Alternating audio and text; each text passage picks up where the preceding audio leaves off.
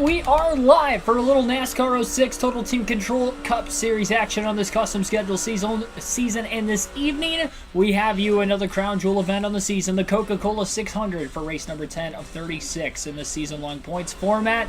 And points run to the championship. The top 10 are so tightly bunched together in the standings, really the top 11, all within one race worth of points after 9 completed races as we are a quarter of the way through the season. Be sure to hit that like button, subscribe for more daily NASCAR content as we are getting ready for tonight's action. We'll be starting for the pole. We're not going to wait much longer to get this one started as we have a long race for you guys. The longest race of mileage so far this season, and that will be 600 miles at the Lowe's Motor Speedway tonight. Greg Biff will be starting from the pole. Green flag is in the air, and we are underway. Billy Kramer, Joshua Rumsey, Wade Solinsky, and others welcome into the stream. We've got the National Guard colors on the race car for tonight, knowing that Greg Biffle might have a good shot to win with this paint scheme, considering it is in Memorial Day race. Elliott Sadler to the inside of Tony Stewart already. Biffle slides up the track just a little bit. Sadler takes a peek but can't quite get underneath the 16 car, and Greg Biffle will lead lap 1 from the pole in the Coca-Cola 600 tonight. 5 bonus points. He's 15 points out of first coming into this race, and Dale Jarrett has now led 4 state races. In the standings, Mark Martin, who has won the last 2 races, both on road courses, is looking to the inside of Elliott Sadler for second place after starting in 5th. He's up a couple spots already. This car feels a little edgy, I'm not going to lie. I'm having to brake a little extra into turn 3, trying to make sure I don't clip the apron because to be at risk of spinning out, and just clipped it there in turns 3 and 4. Biffle holds on to the lead, and his teammate Mark Martin now in second place behind him, putting the pressure on the old Biff. Kurt Busch now in third as well. 1, 2, 3 at the front of the field.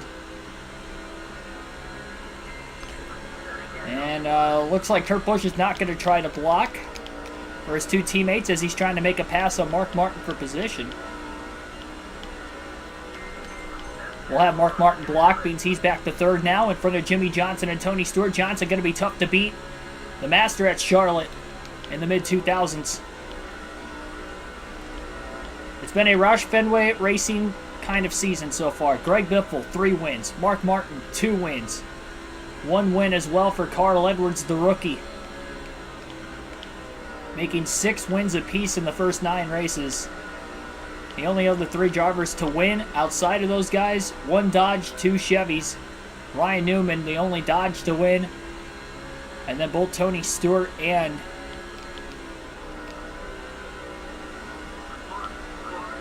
another Ford, rather, I should say.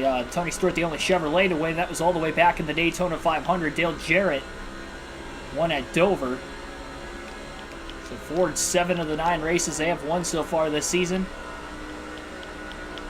All about precision and patience in this long race tonight. Definitely the longest oval race of the season. Got some fancy road course races that might put this one to the test as far as endurance and length of the race. Let's see how many cautions we get. Blood Size E, also welcome into the stream.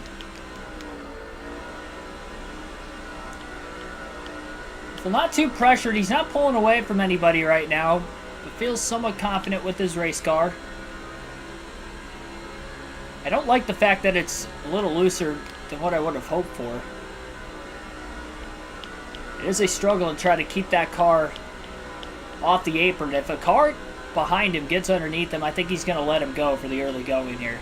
Especially considering it's a potential teammate with Kurt Busch still all over the back bumper of Biffle. Martin doing a good job holding up everybody else.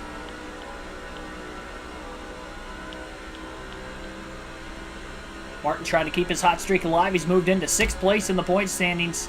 With those back-to-back wins, was 12th in the standings just 2 races ago. That's how tight the points are right now. Biffle's car really bouncing around quite a bit in the corner. Surface is not going to age well for these tires on each of these guys' fuel and tire stints throughout the course of the race. So tires will definitely matter tonight. Derek Booth, also welcome into the stream.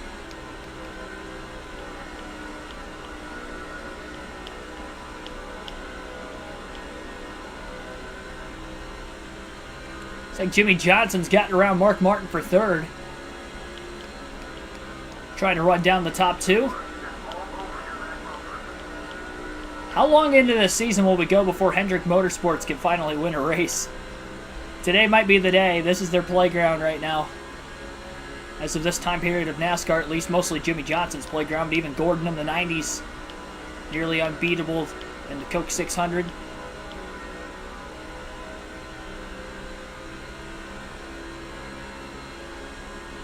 I think it goes to show how much the crew chiefs really matter in this race. Look at the great crew chiefs that have won this race or won it multiple times.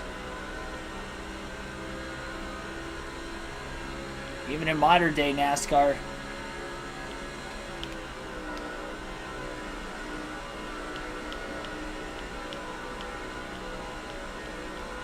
Edwards up to fourth as well.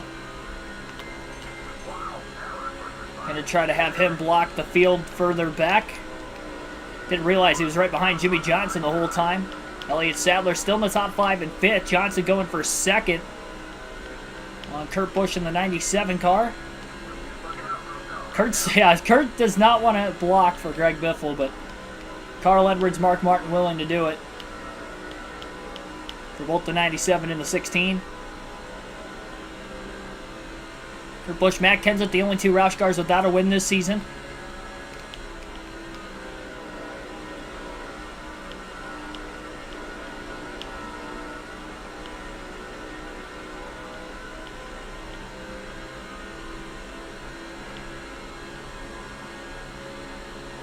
Yeah, I don't know if I'd want to opt into the Royal Rumble, let alone number 1.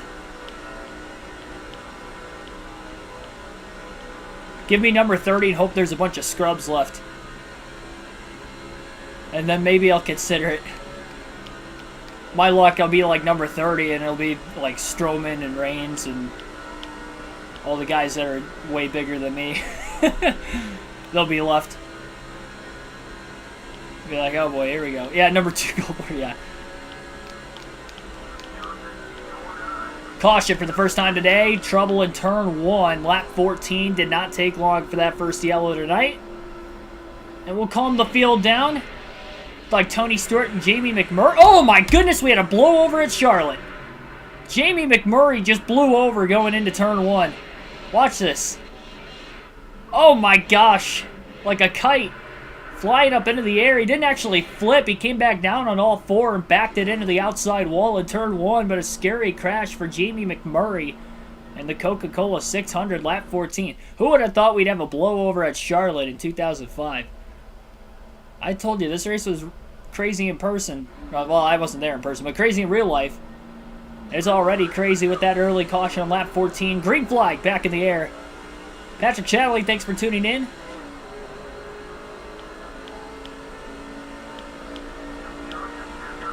Oh, Johnson with a good restart.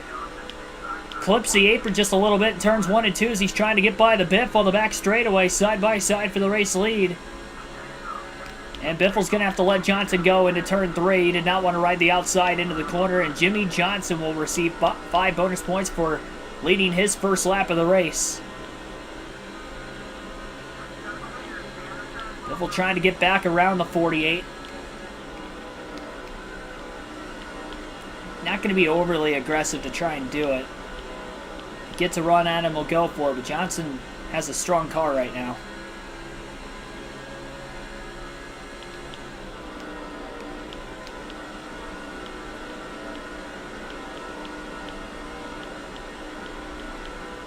I don't think he ended up in the fence.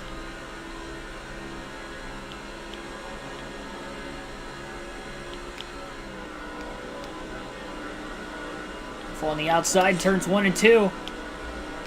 Oh, he got Johnson loose, and they're both up into the outside wall as the field races by to the bottom. That did not work out at all. Tried to intimidate Jimmy Johnson, and then they end up both losing a bunch of spots, and now it looks like Carl Edwards is in the lead. Our third different leader in the early going of the race. Johnson not too happy with Greg Biffle. Johnson got loose, and then Biffle ended up running into the back of him as they were both on the outside lane. Wasn't really Biffle's fault. He ran into him. Yeah, intimidated him, but I wasn't looking to make a desperate move to try to get underneath him, and that ended up costing me too. Oh, there he goes. He slides up the groove. Biffle to the inside, off turn 4. Greg Biffle doesn't really have much straightaway speed, it appears. I'm scared to pass Jimmy Johnson right now.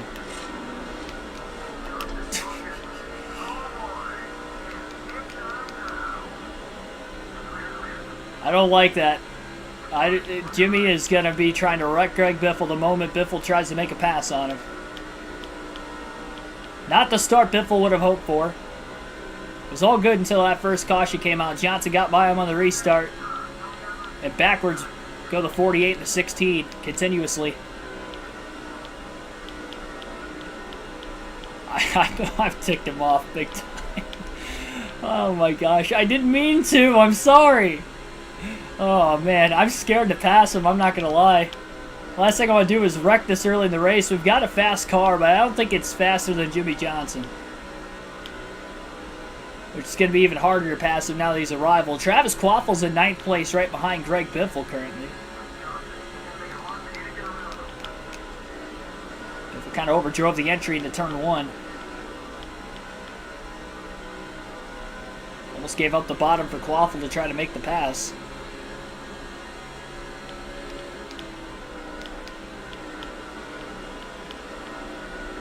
Quaffel putting a lot of pressure on Biffle right now for position. Got him a bit arrow loose off turn 4.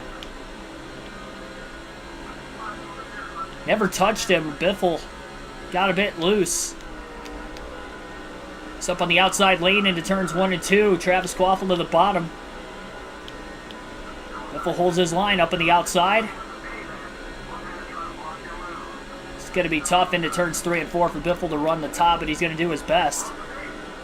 Travis Quaffel underneath him. Quaffel now to the inside of Jimmy Johnson. Biffle with the crossover underneath Quaffel for position. These guys getting racy. The back half of the top 10. Biffle will cross Quaffel back over. So at least he got back to 8th. Biffle tired of losing spots right now. He's only gone backwards. Qualifying on the pole. Kevin Harvick also going to get by Travis Quaffel for position. Put the pressure on the 16 and the 48 right now. Biffle all over the back of the 48 of Jimmy Johnson, looking low on the front stretch. Biffle just ran his fastest lap of the race at lap 27, that last lap, but still can't get to the inside of Johnson on the front stretch. Johnson's got a lot of straightaway speed in that race car. I don't know that Biffle doesn't have a lot of straightaway speed, or Johnson just has more straightaway speed. Mark Demars, thanks for tuning in. I've never heard of Chicken Express. I'm not gonna lie. Must be a Texas thing. I'd intimidate him again, but it hasn't really worked so far.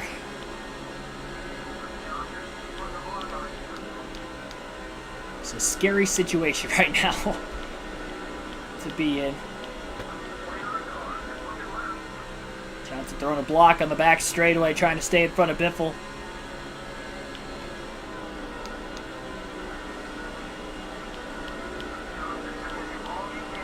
Top 3 cars kind of pulling away at the front of the field.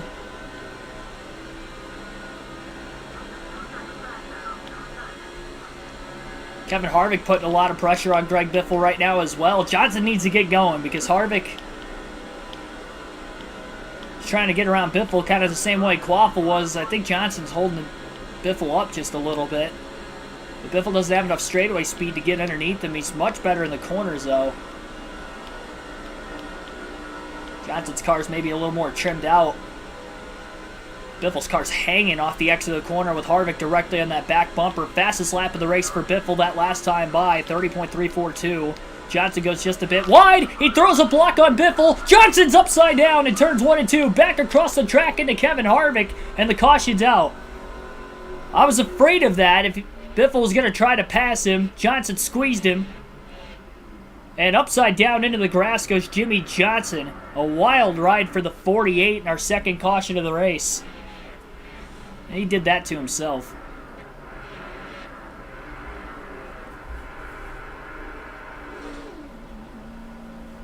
Unfortunately, now he's behind us. There's a little bit of damage on Biffle's car, but he did, for the most part, save it. Unfortunately, it looks like everybody stayed, or I should say Biffle stayed out of the pits, but everybody else behind him hit pit road. Green flag back in the air, lap 34. Biffle back in the lead, but he's going to be on older tires, unfortunately.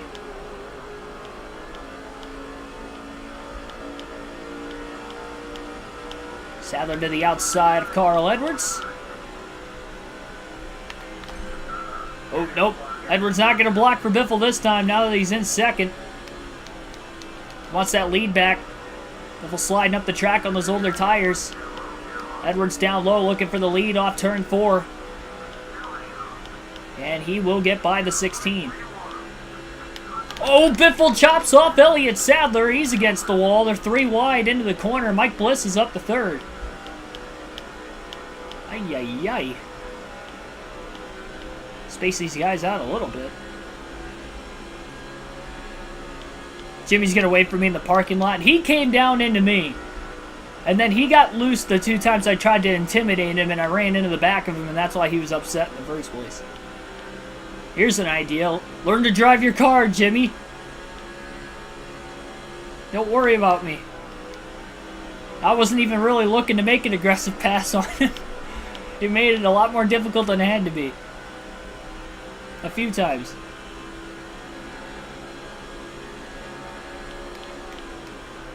Now Biffle's on older tires, so I don't know how this is going to pan out. He's not even halfway on fuel yet. We've had 2 early yellows. A couple of vicious wrecks. Ethan, thanks for tuning in. Edwards not pulling away from Biffle. Biffle hanging in there.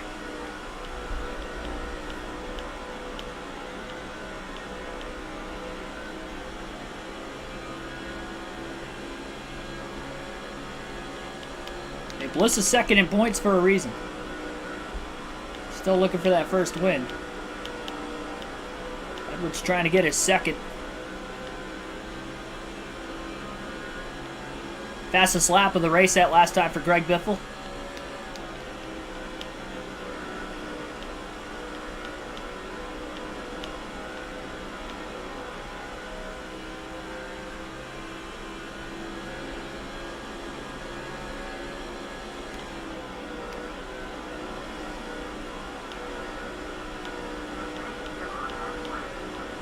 We'll take our first field pass of the race at the start-finish line this time by. We'll go to Matt Kenseth in the 17 car. He is in the 5th place position right now and trying to hold off his teammate Kurt Busch. And we've got a caution, it looks like. Oh, man, what happened there? Caution was out, and then I just lost control randomly. Debris off of Travis Quaffel's race car. How did I spin? Oh, my goodness. Who went upside down? Was that Harvick on the outside? We had a wreck after the caution. I let off the gas, and then I think I clipped the apron when I wasn't controlling the car, and then Kenseth went around. Biffle's going to pit. He'll lose a bunch of track position. But he didn't pit under the caution before that, so we've had 3 yellows already in the Coke 600. It's turning into 2005 all over again. Here we go. Green flag back in the air, lap 43. And Edwards will lead on the restart. Kenseth trying to get the launch. Looks to the outside of Jimmy Johnson. At least Johnson's not upset with Kenseth. Kenseth's going to go right back into the bottom and protect on Harvick behind him. That's Kurt Busch, rather. Harvick's a few extra cars back. Bliss up to second now. Edwards with another good launch on the restart. See if we can get Kenseth to the lead. It's tough to pass, though, so I don't know.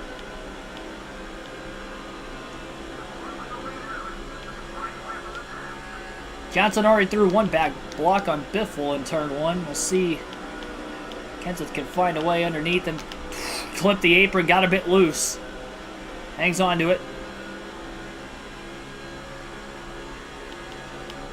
Johnson and Bliss blocking on the back straightaway.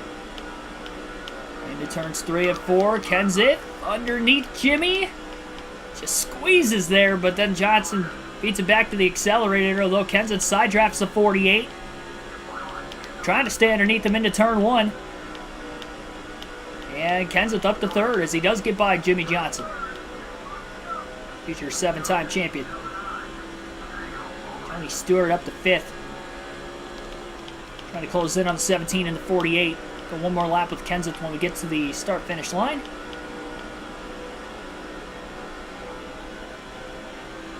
Then we'll swap to Kurt Busch at the start-finish line next time by.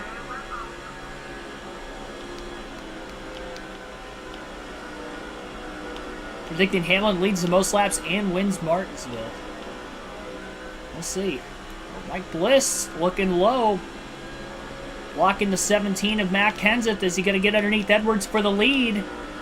Edwards with a bit of a blow. Oh, Bliss just blocked Kenseth into the wall on the outside. Harvick into the side of the 17. And we'll go to Kurt Busch in the 97 car. Harvick's down in the grass. I guess he's upset with Harvick upset with Kurt Busch for some reason right now. That was a bad block by Mike. Everybody's throwing bad blocks on the Roush cars. First it was Johnson on Biffle, then Bliss on Kenseth.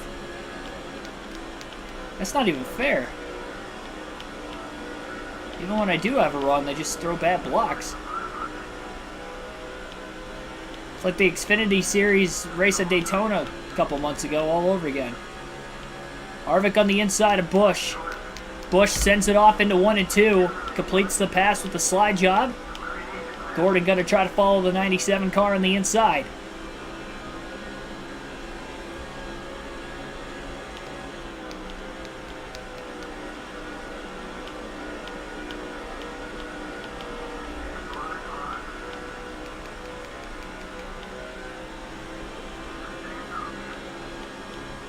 Busch underneath Ryan Newman for position into turn 1, and it looks like Kurt's going to be up to 7th. Gordon putting a lot of pressure on Busch right now as well, as he gets by Newman for 8th place. Sadler lurking on Kenseth for, is that 5th? Edwards slowly starting to gap Jimmy Johnson and Mike Bliss at the front of the field with Tony Stewart just behind him. Fastest lap of the race for Kurt Busch that last time by, 30.225. Edwards goes a bit wide into the corner. Slams the door shut in the center of the corner on Busch. And on the back straightaway, Kurt looking low, Sadler looking even lower.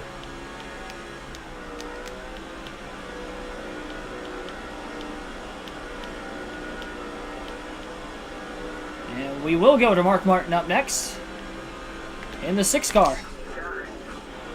And he is in 21st. Mid-pack right now is Martin as he pulls a block on Kenny Wallace and back to the bottom in front of the 25 of Brian Vickers. Vickers getting Martin a little arrow loose in the middle of the corner.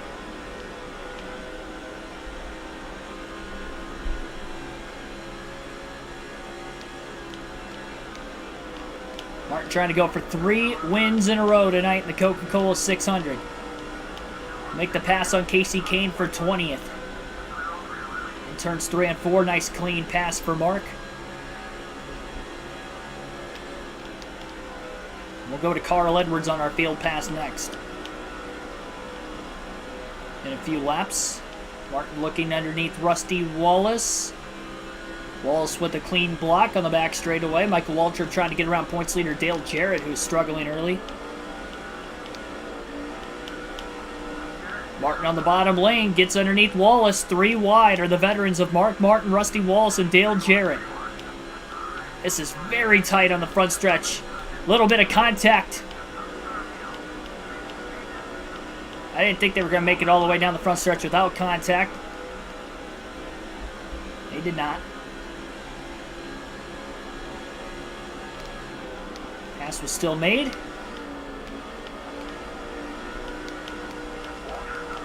Martin on the inside of Michael Waltrip off turn 4. Waltrip slowed up a little too much in the center of the corner. I think it's because the 77 of Travis Quaffle and his damaged race car's a little bit in front of these guys. Martin with a run on the 8 of Dale Jr. Looking low on Earnhardt off turn 2. And onto the back straightaway. Into turns 3 and 4. Earnhardt pulls down in front of Martin. Martin gets a bit tight.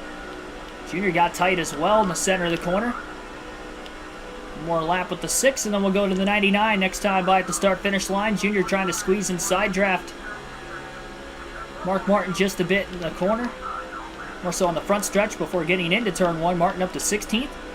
And we'll see if he can get Quaffle for 15th before we go back to the 99 and race leader Carl Edwards.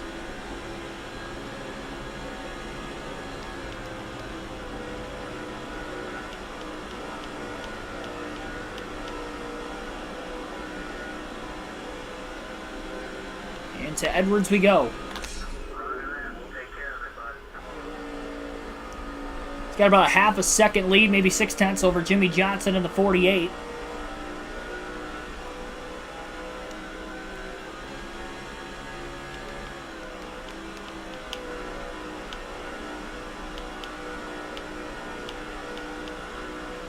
Everybody has pitted one time today during the caution. It was caution number 2 in which they had pitted. Except for Biffle, he pitted during caution 3, which was only a few laps after everybody else. Isn't so good, though, for Biffle because he's lost a lot of track position with that. And he needed tires desperately.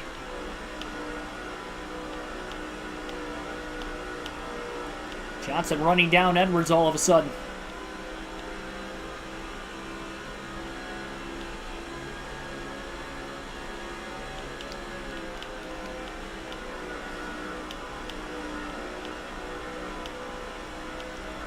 Jimmy Johnson looking low off turn 2. A block from Edwards on the back straightaway as he tries to hold on to the race lead.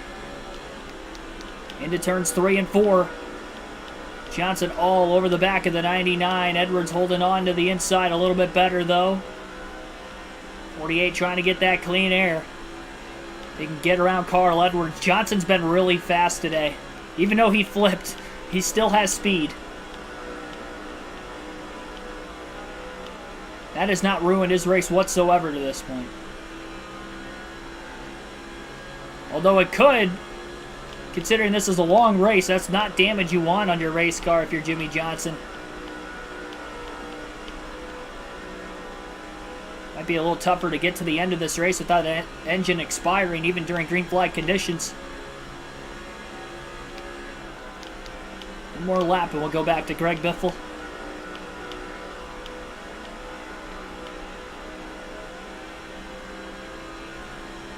Six stops.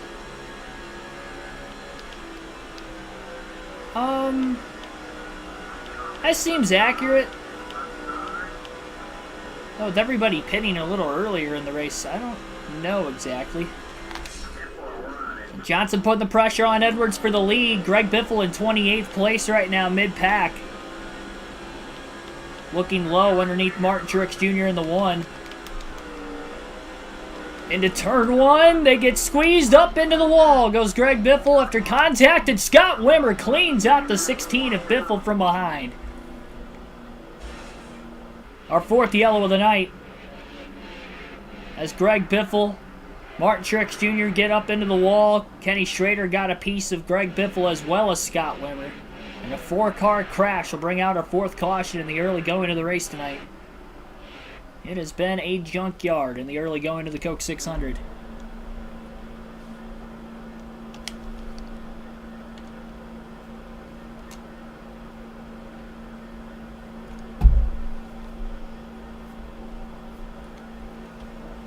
And Greg Biffle will be going to the tail of the field to try and repair that race car.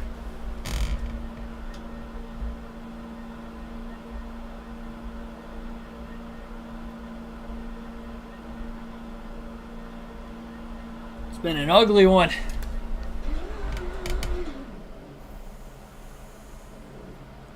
I got held pretty tightly on the front stretch by Truex when I tried to make it into 1. I just couldn't hold the corner that tight.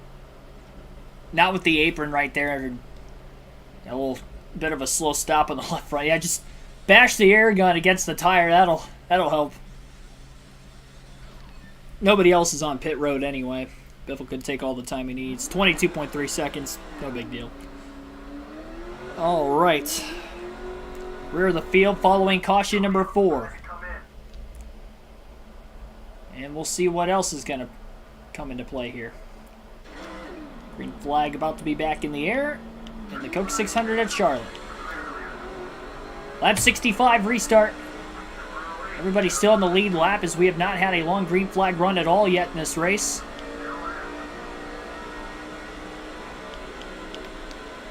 Biffle's been inconsistent on restarts today and taking off. Sometimes he takes off well, sometimes he doesn't.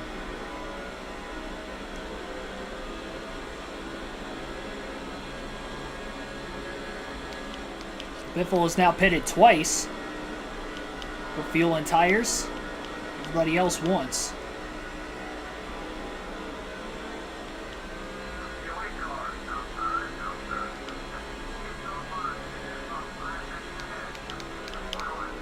Same thing happened there as what happened with Truex and Biffle in turn 1, only because there was nobody else behind these guys. They ended up going up the track into the wall and not wrecking.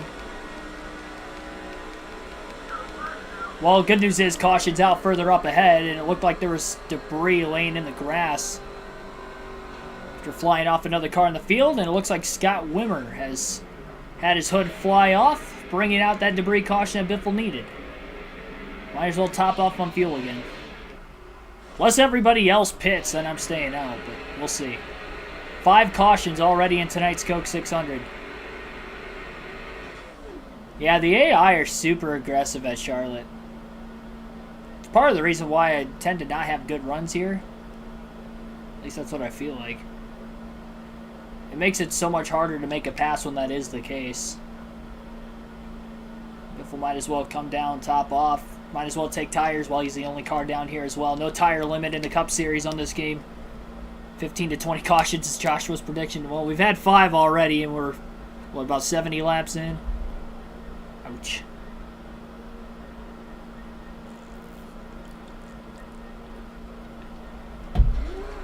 It's going to be a long one tonight. I had a feeling it was going to be, but my goodness. There are only 2 cautions for debris of the 5. Seen a blowover from Jamie McMurray. We saw Jimmy Johnson flip. Biffle's got to get this track position back, or he's going to be in trouble.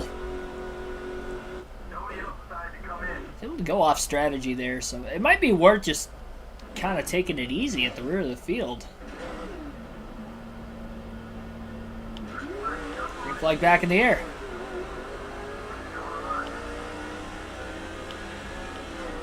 Shamiel, rival of Greg Biffle, as Biffle gets to the inside of the 08 on the restart. Got a little bit of a better launch with the fresher tires. And that's going to be the best way to get around him. And that will work out perfectly for the Biff. Easiest pass he'll probably make all night.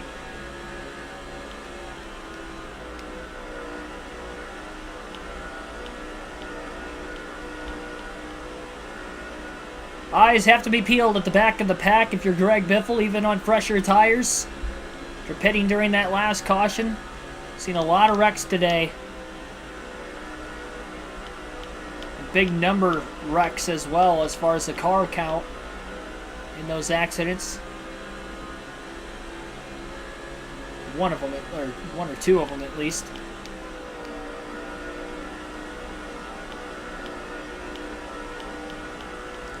Most narrow mile and a half on the circuit. From the apron to the wall. Or at least that line in the middle of the corner. On the bottom that divides the apron and the actual racing surface. And the wall on the outside of the racetrack. The back straightaway widens out so much. Scott Riggs going backwards just a bit. Also kind of going up the hill, giving Greg Biffle the easy path to get to the bottom, get underneath those guys. Biffle with the run on the front stretch, underneath Terry Labonte, trying to side draft the 44. Man, gets pinned so tightly on entry into the corner, but Biffle's going to make the pass. Scott Riggs also was able to get to the bottom and follow Greg Biffle. Looks like Scott Wimmer's a rival of Biffle's now, even though he ran into the back of us in that crash. That's how the rival system works in these EA games. Biffle's past 5 cars. Still all 43 cars in this race. Nobody is out despite the number of cars that have been in accident or in multiple accidents tonight.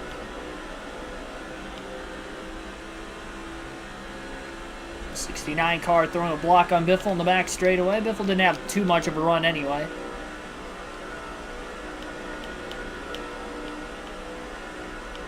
Looking low off turn 4. On the front stretch. Trying to give himself a little extra room into the corner.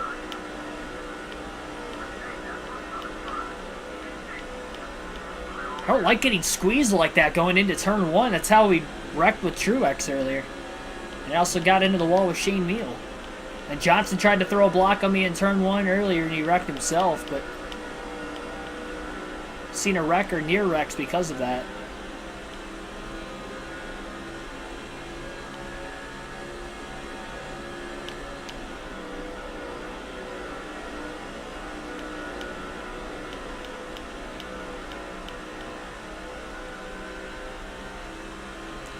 At least it's not as narrow as Martinsville. Yeah, but Martinsville's slower speed, so it's all right. Like, you're bound to make contact, and it's a little easier to hang on to your car when you're going 160 miles an hour plus in the center of the corner on an abrasive racetrack when it comes to tire wear.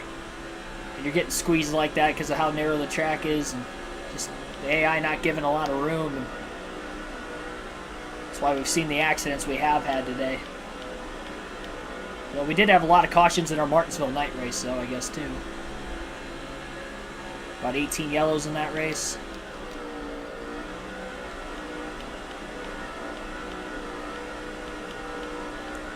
See if this race catches that.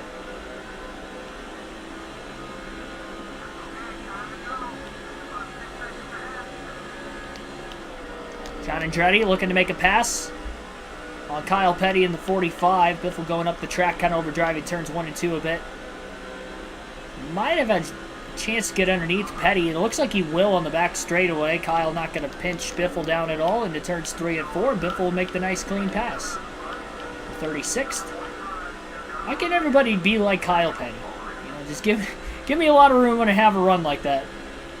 Not squeezing me off, not trying to block me. Oh, we got a stack up going into turn 1. One car clipped the apron, it looked like, down on the bottom of the track, and Biffle had to evade and go to the outside at the last second to keep from running into the back of John Andretti.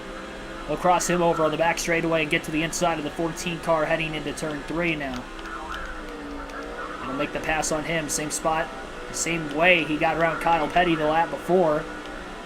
Now to the inside of Joe Nemechek in the 01 car on the front stretch. Jimmy Spencer slides in line in front of Greg Biffle. Spencer going up the track in the middle of the corner just a bit. Biffle just gets underneath him.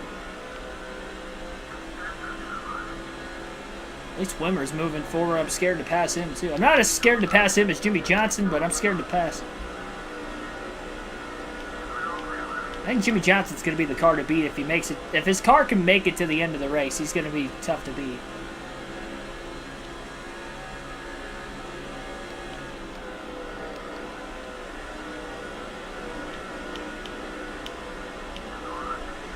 Biffle underneath Boris said. Pass made, clear on the backstretch into 3. Wimmer up on the outside right now. Biffle checked up quite a bit to keep it off Jeff Green, and then Green throws a block on Biffle in the front stretch. Nemechek and Said side by side into turn 1 behind the Biff. Green trying to get underneath the 22 car again. Can't quite do so. Middle of the corner.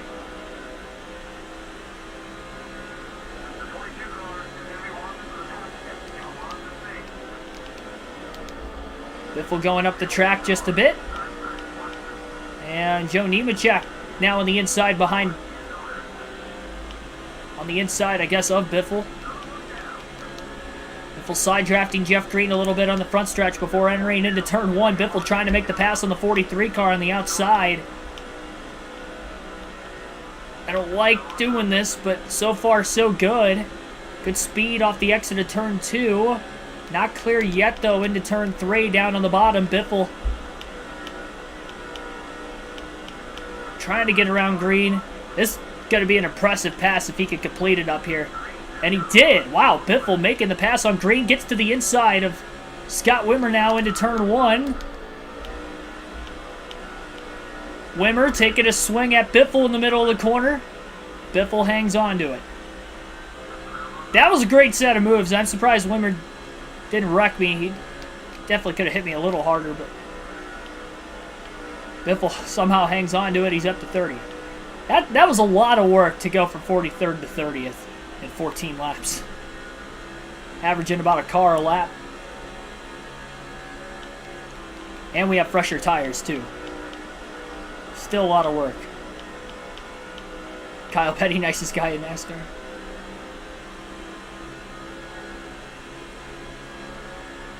Yeah, New Atlanta's pretty tight. I think it's about the same as Charlotte. Jeff Green wasn't that fast. I mean, Biffle passed him on the outside, and now he's looking back to the inside of Biffle. Biffle loose on the outside, kept it off the wall. Kept the hammer down. Green's going to get right back around him. Doesn't seem like Biffle's on fresher tires.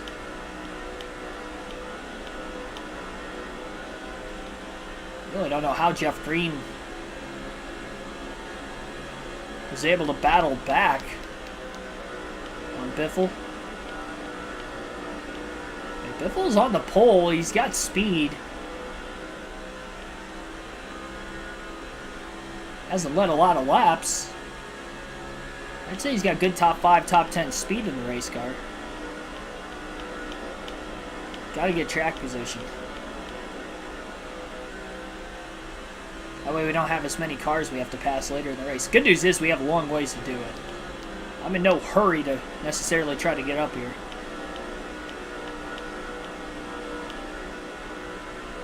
I just don't like the fact that we've had this many cautions and there's so many cars in front of me. All it takes is one of them to lose control and we're toast. In turn 1, Biffle with the run underneath Jeff Green. And he'll be able to get back by him for 30th again. All clear off turn 2. Now sliding up.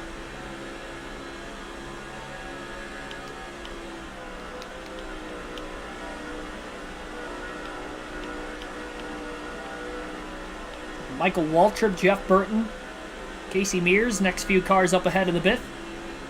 Carl Edwards has led a lot of laps in the early going of this race, trying to go for a second win of the season in his rookie year and get that first crown jewel win of his career in the Coke 600. Edwards was a rookie in 2005.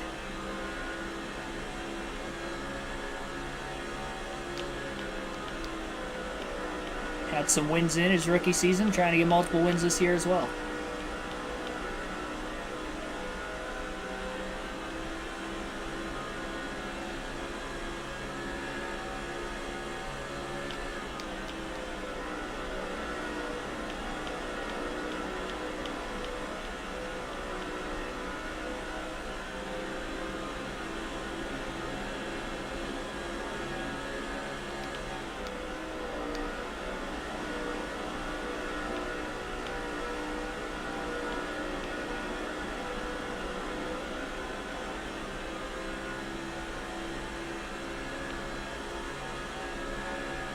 Not really able to get underneath the 31 of Jeff Burton. Travis Quaffle, Casey Mears went wide. Ever since Quaffle picked up that damage in the Jimmy Johnson accident, he has lost quite a bit of ground. Greg Biffle got to get underneath Jeff Burton. Pass for position was made. Biffle squeezes underneath the 77.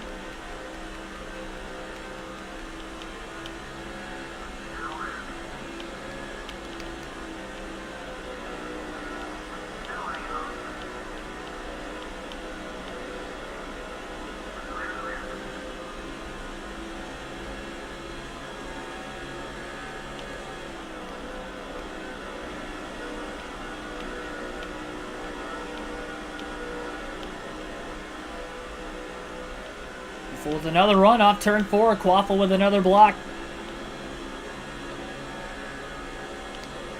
Jason Leffler, Michael Waltrip right in front of the 77. Couple of Chip Ganassi cars side by side, and now Mears has cleared Stremme. Waffle and Leffler running door to door right now. Biffle down to the bottom into turn 3. It sounds like we've got some of the cars pitting, including Quaffle right in front of Biffle. And some of Biffle's teammates are in the pits as well. Edward's still out on the track. It's like Kurt Busch, Mark Martin are in the pits. So Greg Biffle getting some track position out of this. Remember, he pitted under that most recent caution. Nobody else did, so be able to get back to the lead at least for a little bit.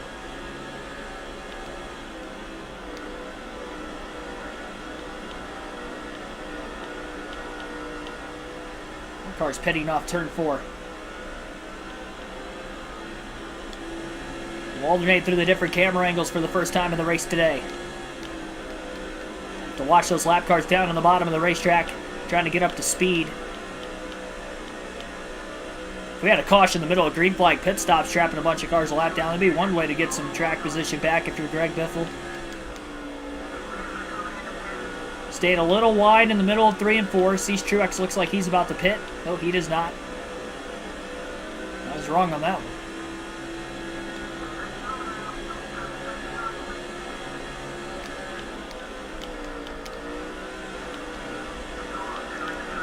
And I do not like the fact that Jimmy Johnson in the 48 car is not going to be that far behind Greg Biffle. And Johnson's got much fresher tires than Biffle right now as well. There's a whole slew of cars right in front of the 16 he really wants to get around all of a sudden. He's underneath the 40 car. Sterling Marlin, but can't actually stay underneath them into turn 1. Johnson is closing in behind Greg Biffle. Another run for Biffle. Off the exit of the corner, Marlin with a block again. Staying in front of him. A little bit of a stack up getting into the corner. Biffle underneath Marlin. And potentially Mears. He's cleared Marlin. It's another car between the 16 and the 48. He'll clear Casey Mears into turns 1 and 2 as well.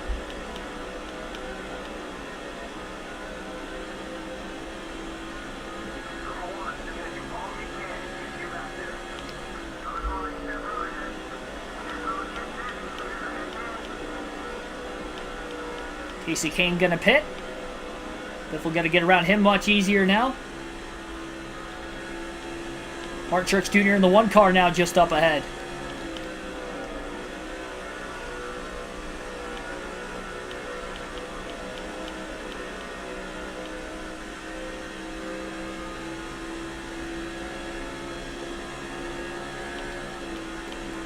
I think Deegan will get an Xfinity ride next year. I think there's a good chance. Even if it's not full-time, I think she'll run a part-time schedule, run quite a few races next season. I would think most likely it would be full-time. It's just a matter of trying to get sponsorship, which I think she'll be able to attract sponsorship.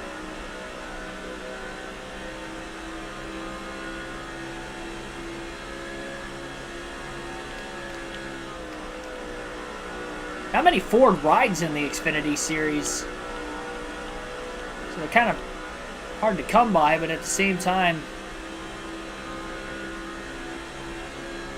there are potential openings.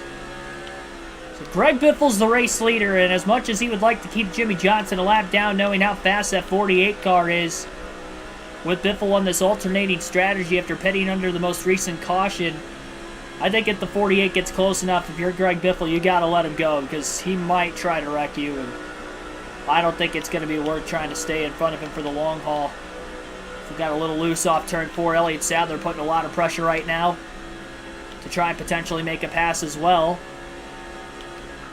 Sadler to the inside of Jimmy Johnson into turns 1 and 2. Take a little bit of pressure off Biffle. At least from the 48 car, but the 38 of Sadler all over the back of the 16.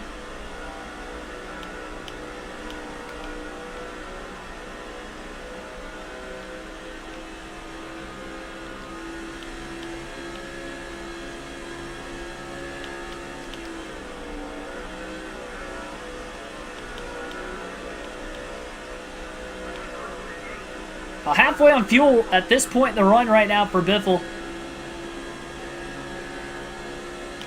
Jimmy Johnson looking for the run underneath the 38 of Sadler into turns 3 and 4. And he is closing up big time on the back bumper of Greg Biffle off the exit of the corner. Johnson gets the spot again on the 38.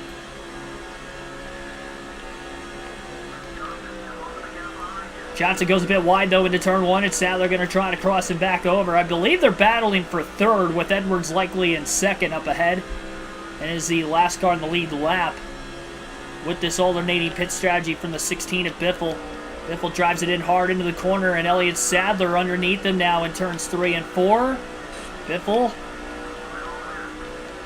bounces off the wall as well once Sadler got underneath him, as Biffle couldn't hold the outside, and Johnson's got to run on the front stretch as well as Jeff Gordon. Carl Edwards behind Johnson to the inside of Biffle, and Biffle's just going to let the 48 by. He got way out of the gas, did not want to get sandwiched into the wall and risk wrecking in this situation. Gordon was able to get by as well, and now Biffle tries to protect the bottom in front of the 12 of Newman. Biffle on these older tires having a hard time trying to hold these faster cars back, as Newman gets to the inside of Greg Biffle now off turn 4. And he's looking to make the pass on him. Biffle got put 3 wide. Harvick going up the middle. Harvick not giving Biffle a lot of room in that middle lane. I didn't think it was just too tight anyway. Stewart and Kenseth looking to the inside of him.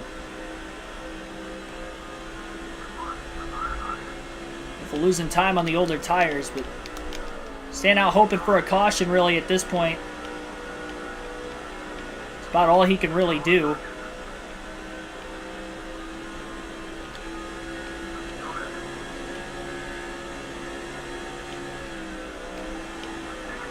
Biffle underneath Kurt Busch. Side by side still. Jesse Colleton, thanks for tuning in.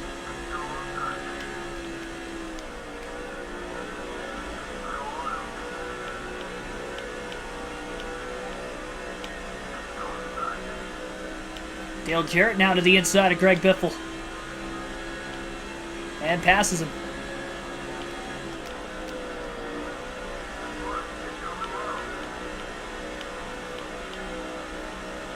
I'm going to say, I thought Jamie McMurray was underneath Biffle, and now Kurt Busch is there as well. Biffle just really trying to hold the outside line right now.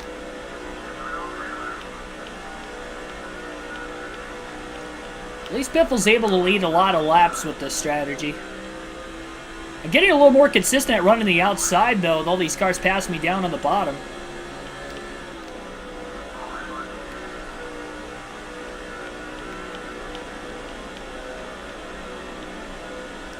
Feeling just a bit more comfortable with it, at least.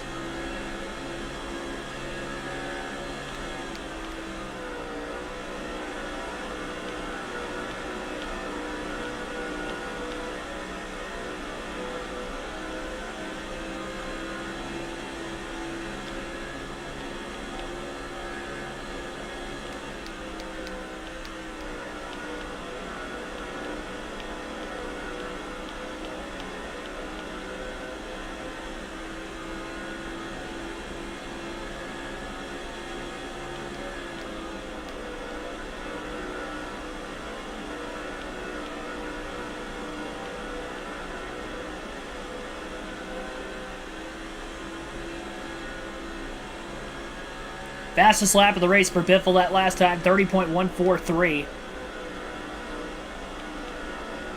Still got pretty good pace on these older tires for the most part right now. Just riding it out. I'm alright with this strategy. This might play into a longer green flag run with the field getting a bit more spaced out than what they probably have the entire race up to this point.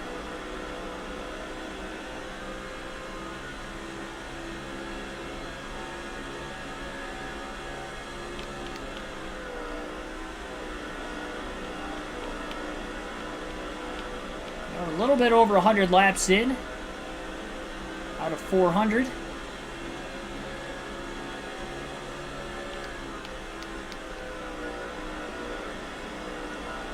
Just feeling out the race car. First time Biffle's had this old of tires the entire race. Really trying to manage them as well as he can. I'd say he's probably managed him a bit better on this run than what he did the entire first run.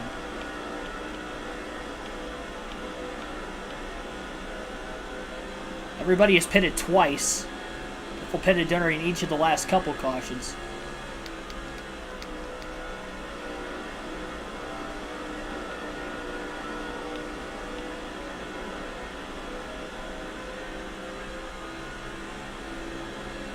.137 that last lap for Biffle. Another fastest lap of the race for him.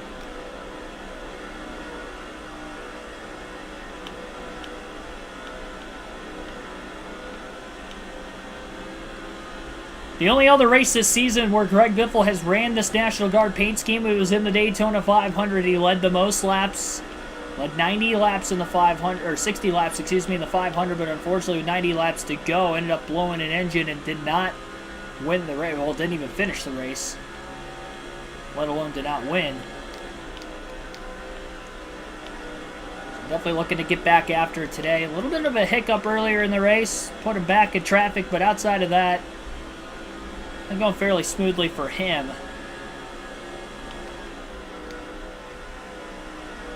Really hoping it stays green for a while, because if we get a caution, I don't know what my decision's going to be to pit or not. We can go a little longer on fuel yet. Earl Arnold Jr., thanks for tuning in.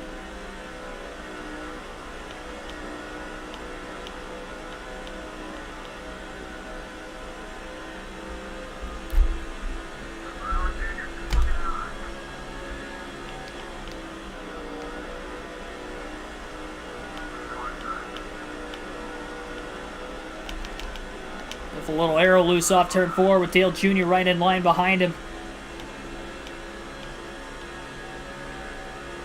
Jr. putting a lot of pressure on Biffle into turns 1 and 2 as well. Biffle still just kind of hanging on to his race car.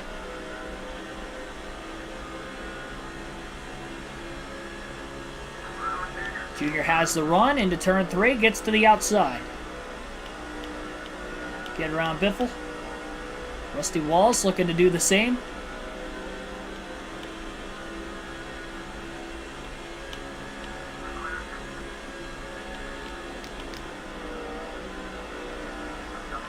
Kyle Busch will get back on the lead lap, and Biffle right back in line behind him. And Greg Biffle on older tires, not able to keep up.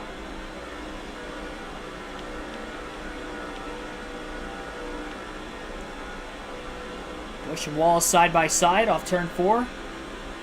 Slowing each other up a little bit. Biffle's got to run. He's going to lift and stay on that inside line behind Kyle Busch. At least he did for a moment. Now he's on the outside. On the 2 of Rusty Wallace. Side drafts Busch just a bit.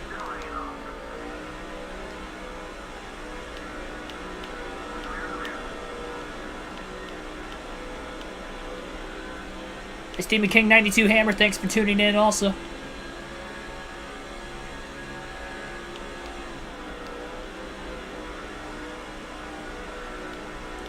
For about 22.5 seconds off the race lead. I think both the Evernham Dodges are behind Biffle. Quarter tank of gas left for the Biff right now at this point in the run. 120 laps complete at the start-finish line. In the Coca-Cola 600.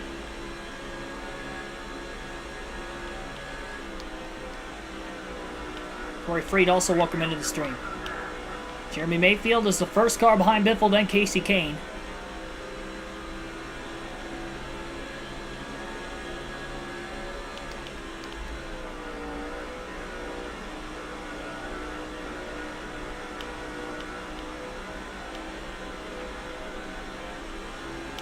Wow, even arrow loose on the front stretch by Biffle. This car almost wanted to turn to the grass. 19 of Mayfield. Not going to be able to get around Biffle. Biffle slid up right in front of him in the middle of the corner.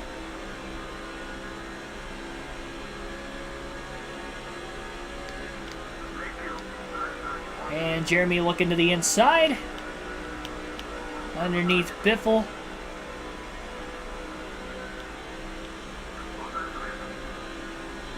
Casey Kane trying to get back on the lead lap. Driver's having to put a lot of pressure. Biffle wiggling around quite a bit, getting into turn 1. Kane's going to get underneath him. Right, retiring the yellow on the tire wear indicator for Biffle. At this point in the run. 2 stop for fuel tonight. We already pitted twice in this race, actually. To pit a 3rd time. A little alternating strategy, though, because I pitted under a couple cautions. Everybody else pitted under 1 caution and 1 green flag pit stop so far, so that's why we have the lead. Started on the pole, lost track position, got in a wreck, and then now we're at where we're at. It wasn't a hard accident. Still speeding the 16 car, but lost track position, unfortunately.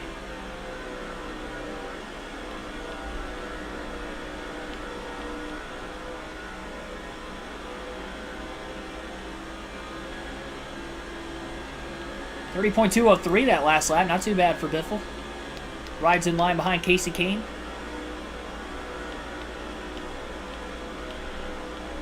And there's nobody in line behind him. His car actually handles pretty well.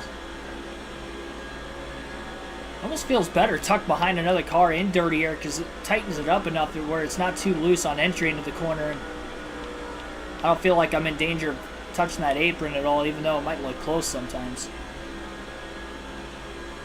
I feel like I'm in control of the car at least going in. It's not like it's turning too much. So I don't know that I'm going to make any adjustment changes during this upcoming stop.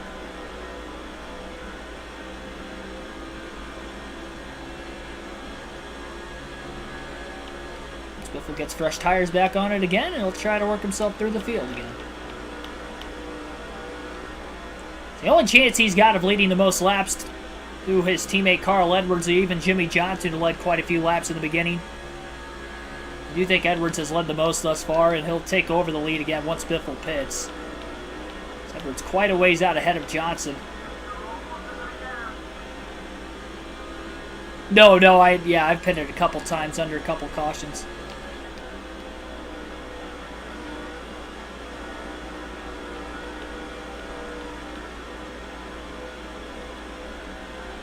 Probably a 5 or 6 stop race tonight, total. Obviously that could change depending on cautions, so we've already seen 5 of them.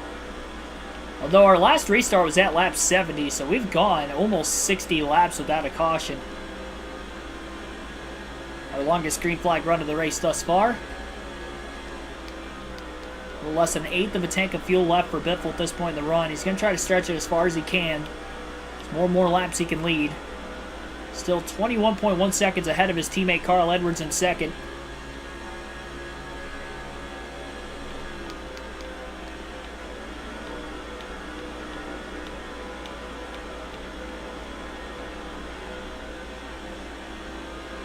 Be the first green flag stop of the day for Biffle.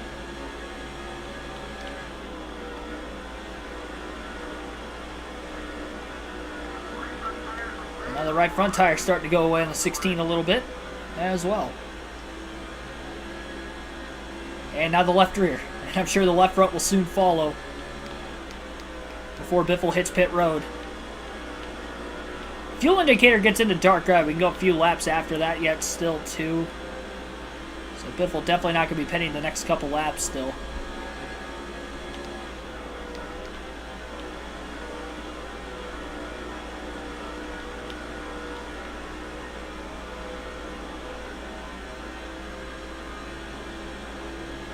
Fastest lap of the race that last time, 30.065 for Biffle. I think we might see 29s in this race. It's actually amazing this late in the run that Biffle put up his fastest lap.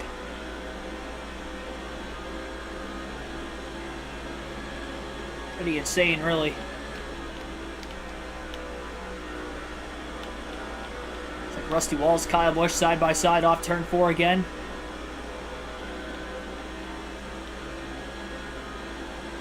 .066 that last lap for the Biff as well.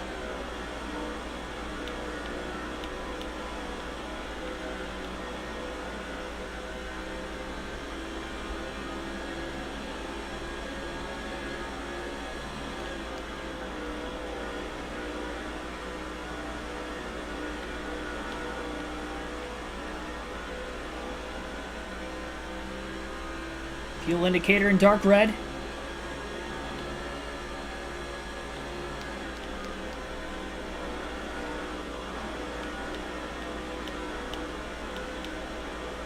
A few more laps to go. I'm probably going to go to about lap 136. We'll pit at lap 136. Feel like I can get that far. Still nobody directly behind Biffle, so he should have an easy way to try to get into the pits. Won't have to worry about getting ran over from behind. Use a little more of that racetrack to try to get all the speed he can coming in. Did not practice before this race, so be my first attempt of trying to make it onto pit road. At pit road speed for a green flag stop tonight. Figure with this being a longer race, we're going to have to do it eventually at some point. And it looks like we're going to have to do it a little over 100 laps in. Ooh, some contact up ahead. Saw some sparks flying. Rusty Wallace might have made contact with the car directly in front of him. Off of turn 4. So Biffle will not pit this time by, but he'll pit the following time by. Kane's starting to lose his teammate Jeremy Mayfield just a little bit.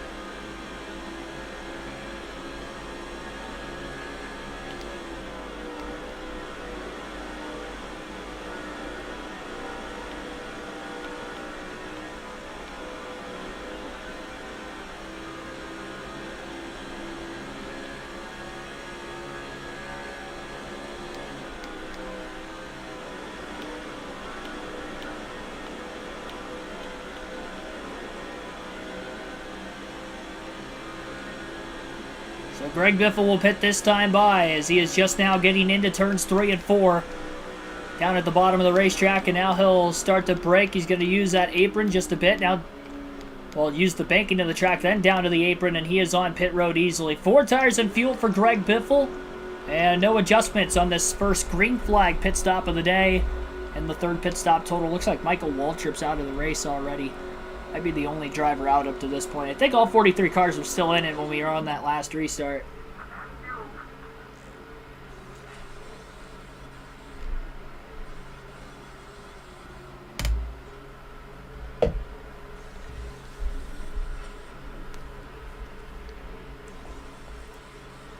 And a clean stop.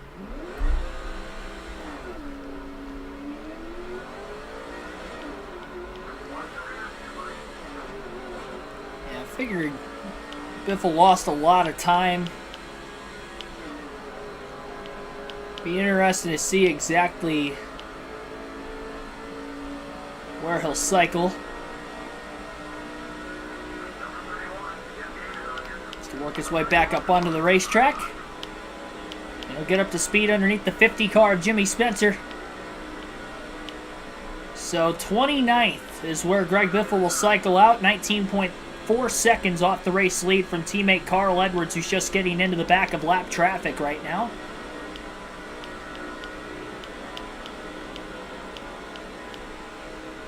So Biffle on these fresher tires, trying to take advantage.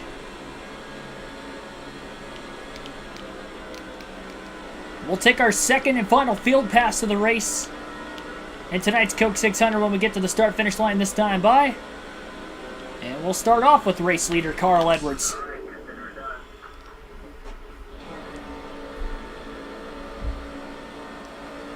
.169 car will be the first car in front of the 99 of Edwards. A 3.9 second lead for Edwards over Jimmy Johnson, assuming Johnson is still in second after those green flag pit stops. I believe he was still in the lead.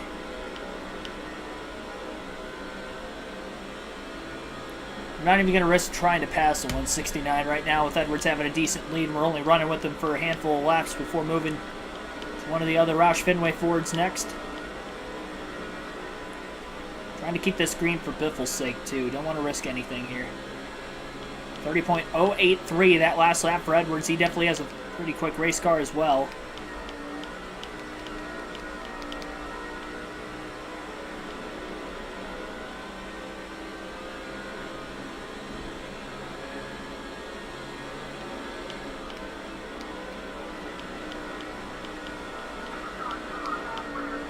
Halfway on fuel for Edwards at this point. In the run, 2 more laps with the 99.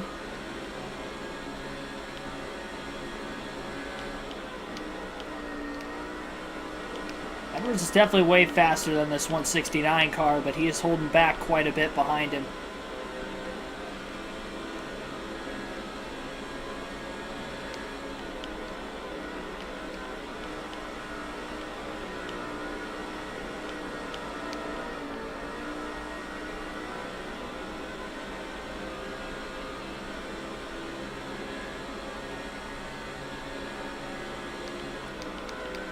Next time by at the start-finish line, we'll go to the 17 of Matt Kenseth next.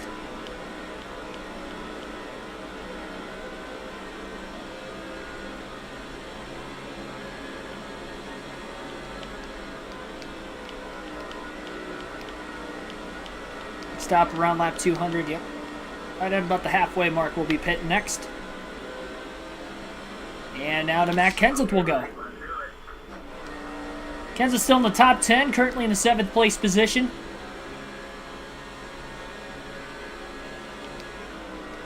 .3 seconds off the race lead, and not too far behind Newman, Harvick, and Stewart. It's crazy to me to believe that Chevrolet has one win this season. 9 races. And it was in the Daytona 500 with Tony Stewart. Stewart did win a dual race at Daytona as well. Did not run the Bud Shootout. And then Kenseth even won the dual race in his dual race, and he hasn't won a points race yet this season.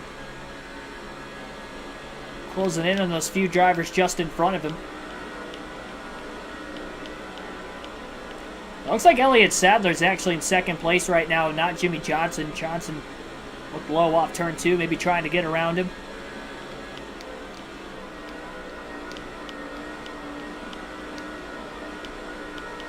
Stewart up the track just a bit. Kenseth looking low off turn 4, side by side for 6th. 2 more laps to run with the 17. Door to door into turn 1. And Kenseth will take over 6th spot from Smoke. Kenseth just hit halfway on fuel at this point in the run. Edwards definitely passing some lap cars now. Oh, Kenseth overdrives turn 3 just a bit. Slips up the track. Stewart closes in again. Couldn't make the pass or even really have a chance to get underneath him. Kenseth corrected it pretty quickly.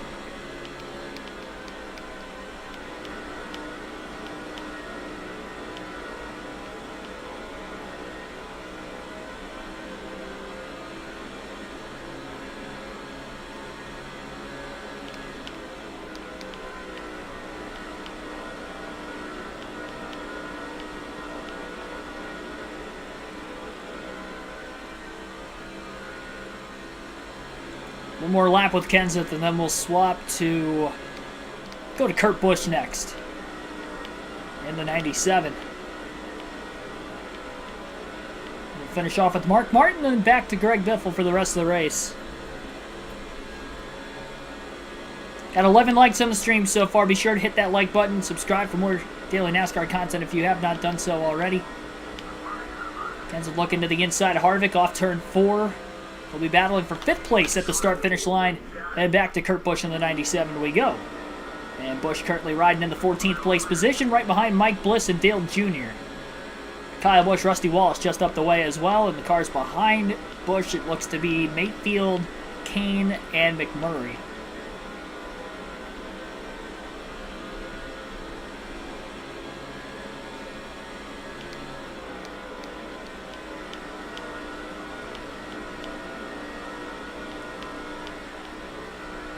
Assume Biffle on those fresher tires, gaining some time after cycling out of the pits in 29th.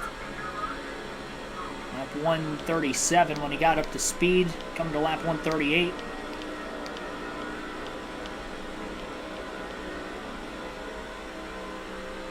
Looking low on the back straightaway, Mike Bliss with a block.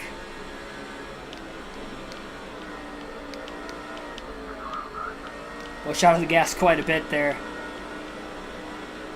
Zero did not give him any room to try to make the pass. The Kurt didn't want to press the issue. This guy's starting to race a little bit more patient with each other. At least I am. They're still throwing some amazing blocks. The right and wrong. Sometimes back straightaway. Bliss kind of running low again. Not going to let Kurt Busch have a chance to get around him.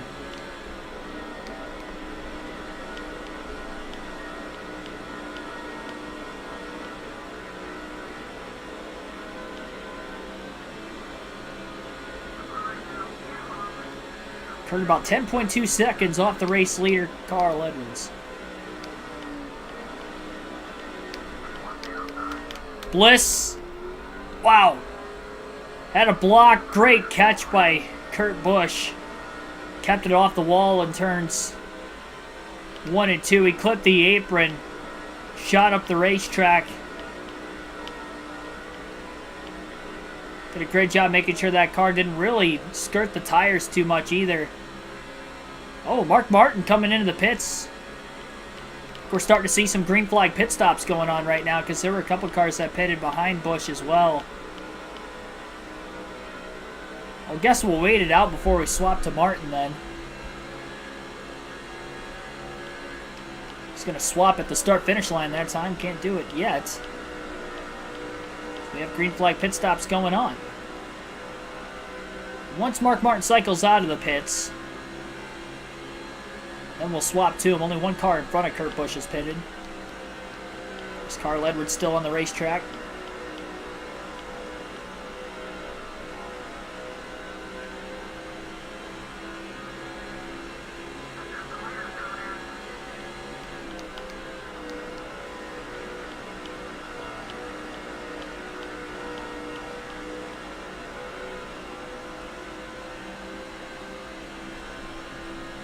Go to Mark Martin now.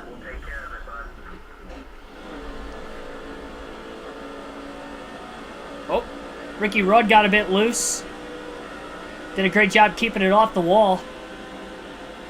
Martin back in the 34th place position right now.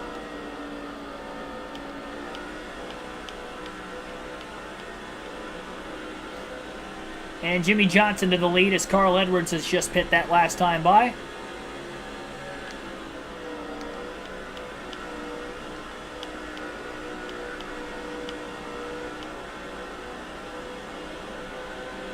Once everybody cycles through, Greg Biffle will be back in the lead once again.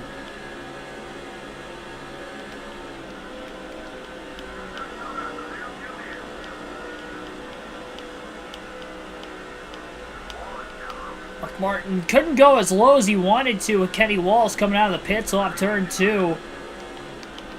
Therefore, Martin wasn't able to get underneath of Brian Vickers in the 25 car in front of him. Greg Biffle in the 16, not too far out in front. The 21, 25 in the 6 here. So close in on the Biff.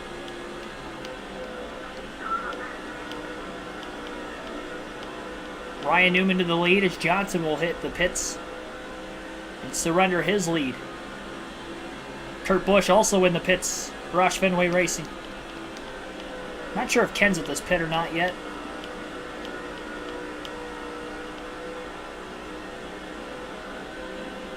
Two more laps with Martin, then we'll swap to Greg Biffle for the rest of the race.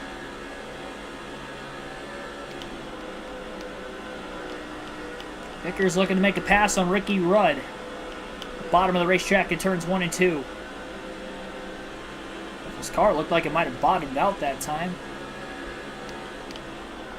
On the outside lane. Really arcing the corner off quite a bit. He's got a big run in the center. Kind of got it in the back of Vickers. Good thing Vickers held control. Kenseth now in the pits. Rudd able to stay in front of Brian Vickers into turn 1. Vickers comes up off the bottom a little bit. Martin now looking to make the pass for 24th. Got some cars that have to pit yet that Martin could maybe cycle in front of as well. But he is all clear. Vickers into 3 and 4. Sterling Marlin just up ahead will hit pit road. And now to Greg Biffle we go for the rest of today's race. Oh, Biffle gets hooked by the 21. Oh, big wreck. Massive crash. Biffle's upside down as he has gotten turned. And I think he's out of the race. Massive crash going into turn 1. Ricky Rudd just turned Greg Biffle. And it looks like we will take over as Matt Kenseth the rest of this race. Caution is out. Big wreck going into turn 1.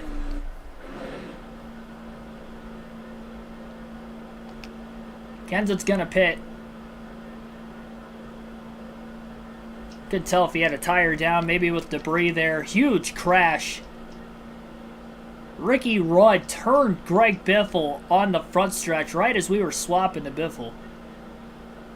I mean, we didn't even have control of Biffle's car yet when he got turned. Kenseth's going to top off here. Third DNF of the season for Greg Biffle. Third in points coming into this race tonight. The most winningest driver so far in the first quarter of the season. And his night will come to an end, and we'll try to get a win for Matt Kenseth, it looks like, the rest of this race. Means Kenseth has not won yet this season.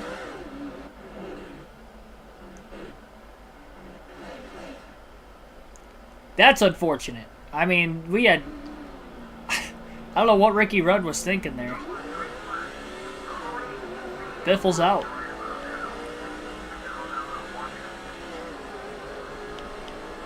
I mean, Rudd just turned him right in the middle of the front stretch. Casey Mears is going to be the leader on the restart. There's a lot of drivers that are trapped a lap down, Matt Kenseth included. As the green flag is back in the air, I would not be surprised if we see some debris cautions after that massive pile up, and I don't know how many cars DNF'd out of that, but I have to assume it was more than just Biffle.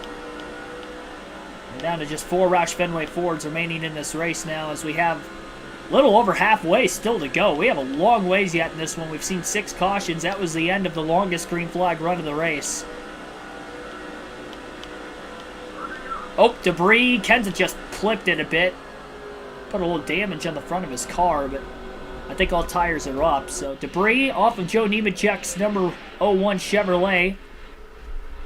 Piece of his front fender has come off, and that is now our 7th caution of the Coke 600 tonight in the first half of this race. We have seen 2 flips, 1 blowover. I don't know. This has been a Coke 600 to remember one way or another. It's like Jimmy Johnson got the free pass. He'll be at the tail end of the field for the restart. Here we go again. There are not many cars on the lead lap. Green flag back in the air. That caution trapped so many cars a lap down the middle of green flag stops. Absolutely crazy. Caution's out again. I think it might have come off Nemechek's car again. Looked like it was right in front of Kenseth. And it was. I don't even know what that was. That a weight? A weight from the bottom of the car? What was that? Couldn't tell what that was. Michael Turner, thanks for tuning in. I'm going to try to get Kenseth another career Coke 600 victory. I'm just going to pit again. I mean, I'm towards the tail end. Lap down. Might as well take tires. Pit for fuel. Try to go off strategy a little bit to see if we can get this lap back at some point in time. 8 cautions at tonight's Coke 600. We'll see if this will be the last caution for debris from that massive accident when Ricky Rudd just flat out turned Greg Biffle in the middle of the front stretch. Biffle was on a good strategy, led quite a few laps off of it, and I mean, we'll never know how it would have played out, where he could have finished off of it, or, you know, obviously how other cautions might have played out, but we'll never find out. Again, that is the 3rd DNF of the first 10 races of the season for Greg Biffle. And that is now 6 consecutive races, I think, without a win. We won 3 in a row. We won the 2nd, 3rd, 4th races to start the season, and now in race 10, we haven't won since that 4th race of the year. We've had some good finishes outside of the DNFs. I don't think I've finished outside the top 10 this season, except for a DNF, honestly. I think we finished top 10 every race we've actually gotten to the end. But it's unfortunate. I mean, we had 2 engine failures, and then that one, Ricky Rudd just hooked us on the front stretch. Green flag back in the air. Last car 1 lap down is Kenseth. Everybody from Kyle Petty on back behind him seemed to be 2 laps down. Kenseth on a little bit fresher tires. Ryan Newman continues the lead. Coke 600. I think we've got a very good chance to see another new winner this season. We've had 6 different winners so far. A lot of 2x2 racing. Saw some contact up off turn 4. Sparks flying right around that 31 of Jeff Burton on that inside lane. Got to get into the free pass position at some point in time if you're Kenseth. He's got good speed. He's been in the top 10 most of the day.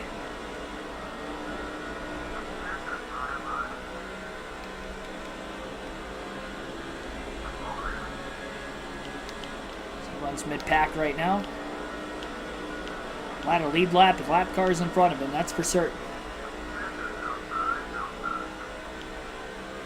Kenseth on the inside of Jimmy Spencer. This feels like one of those Coke 600s we could see an upset the way things have gone so far, too. I think Ryan Newman would be an upset, especially in his Penske days, but there might be some other drivers in the top 10. Very few cars that are even on the lead lap that... Oh, Brian Vickers throwing a pretty bad block on Kenseth. Both cars didn't really jump around too much. Kenseth's still able to make the pass on the 25. Now side drafts the 31 of Jeff Burton as he gets underneath him. Down into turns 1 and 2, a little contact. Calm down a bit. Let the car come back.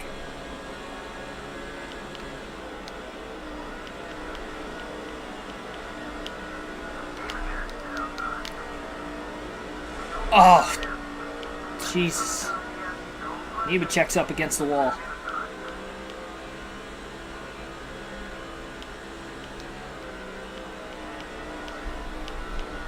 So when I said I had to calm down, and then I got a little tight. I should have lifted, so I didn't make contact with Nemechek. Didn't cause a caution, luckily. I don't even know how Nemechek's car's still running. He had 2 debris cautions, and that was after his hood had already come off, which is probably came off during that big wreck earlier. Wasn't Nemechek up towards the front late in the Coke 600 in 05?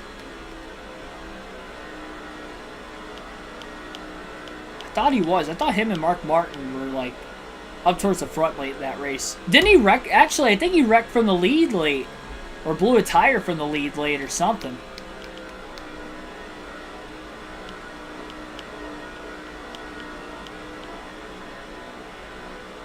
I mean, he's nowhere near the front in this one. He's 25th or worse right now.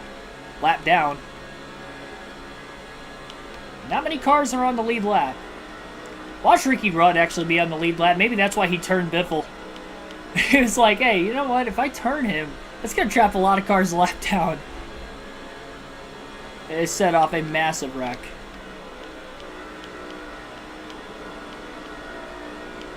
He was? I thought he was.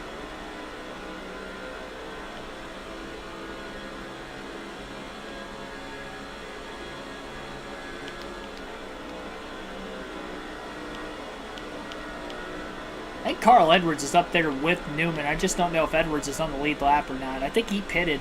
A lot of the cars that were up there towards the front of the field and the fast cars are the ones a lap down right now trying to come back. Good news is we have over half the race to do it.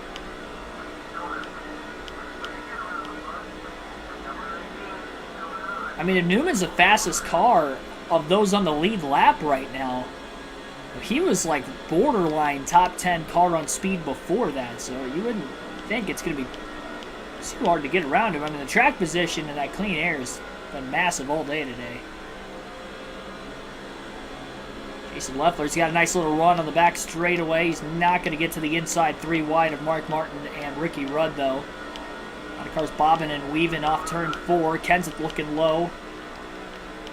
Couldn't quite get underneath Leffler that time. Kind of mistimed that move to the bottom. Clipped the back bumper of Leffler's race car, and up the track he went. He'll get underneath his teammate Mark Martin, though. And now it looks like he'll get under Leffler off of turn 2. Kenseth on a little bit fresher tires than these guys. Not by much, but enough to where it makes at least a slight bit difference. And he's making passes as a result. Trying to get back Kenseth the win in the Coke 600. He has not won a points race yet this season, so that's why we're driving as him. Able to get Mark Martin a win at the Talladega road course race, and Martin's still trying to go for 3 wins in a row. I think he's a lap down as well, though. Kenseth inside the top 20. Dale Jr. for 18th, it looks like, into 3 and 4. A little slide job, and he's all clear. Ricky Rudd hanging on that bottom lane right now. Kenseth down to block. On the front stretch, Kenseth with a massive run right now. He's on the inside of the 5 of Kyle Busch. And I think Busch is on the lead lap. Oh, never mind. That was a pass for position. I'm not sure exactly how many cars are in the lead lap, so who would be the free pass car.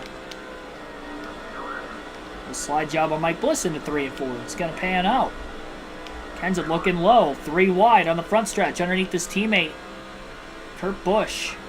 Sterling Marlin towards the outside as well. Still 3 wide into turn 1. It's getting dicey. Up the track they go. Kurt Busch is upside down in turns 1 and 2 as they have crashed. Kenseth's on his lead as well. Down across the apron of the racetrack in the big one in the Coke 600. Wild ride for Kurt Busch and Matt Kenseth. Kyle Busch got a piece. There weren't really that many cars involved is what I thought there was going to be. Marlin got sandwiched. Spinning on his nose and then sliding across his lid on the outside of the track was Kurt Busch. And the caution flag is out once again in the Coke 600. Our 9th yellow of the race.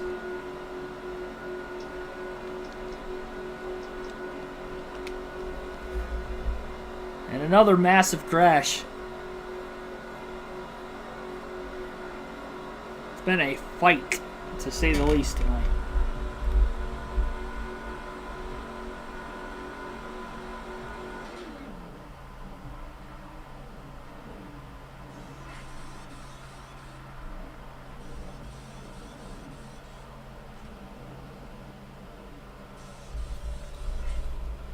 Yeah, 3 wide, turn 1, bad idea. Yeah, fortunately there were 2 Roush cars involved in that.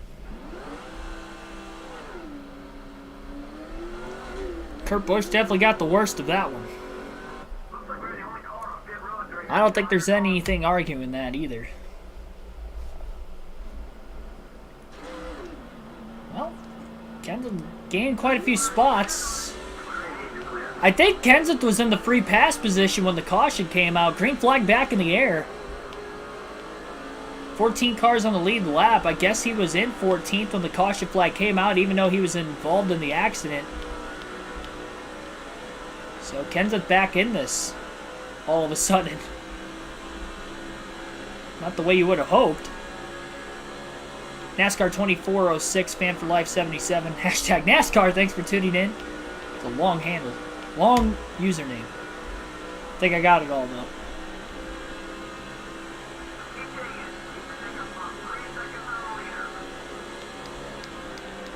So 9 cautions at the Coke 600. We're not even halfway.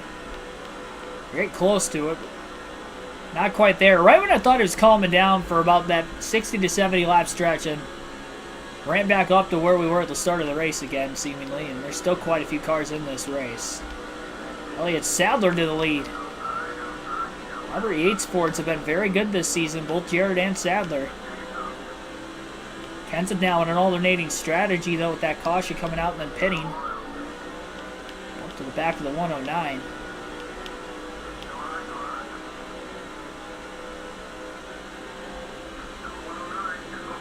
And these back marker cars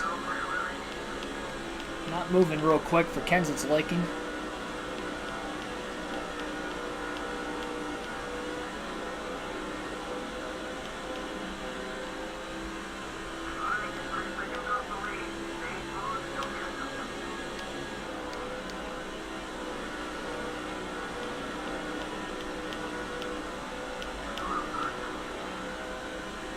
Kenseth underneath Petty.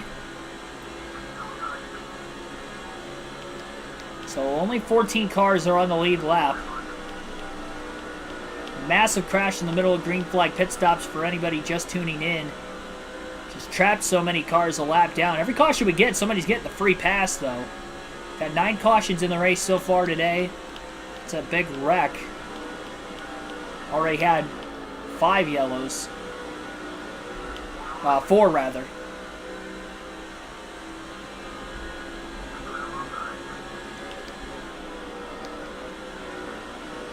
Shane Meal up the track a little bit. He got loose up the track. 3 wide goes Kenseth to the bottom. He slides. Contact and up into the wall. Jeez Louise. Around they go again. Shane Meal got loose. Kenseth made the evasive move to try to get underneath him to keep from running into the back of Meal. And then he clipped the apron trying to make that dive at the last second. And then up the track he went. I mean, they were already 3 wide, so when he clipped the apron, he had no room to try and save it. And yet another accident in this race.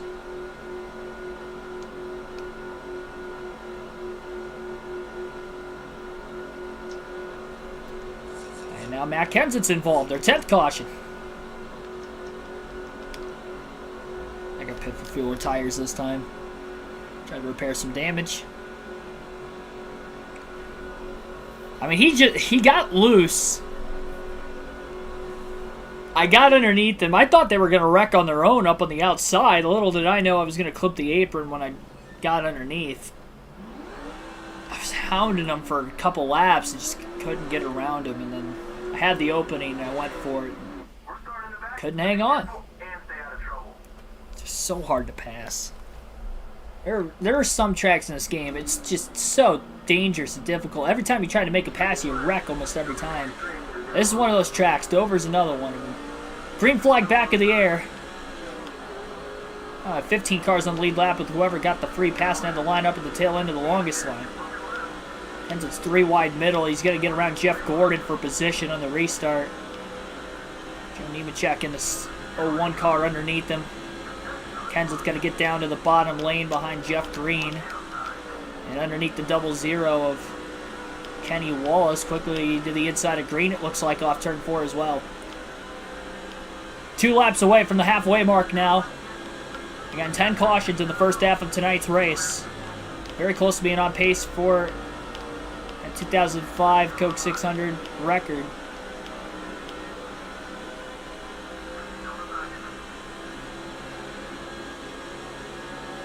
A bit of a run on the backstretch for the 17. Mayfield went up the track tight. Kenseth taking advantage, getting to the bottom.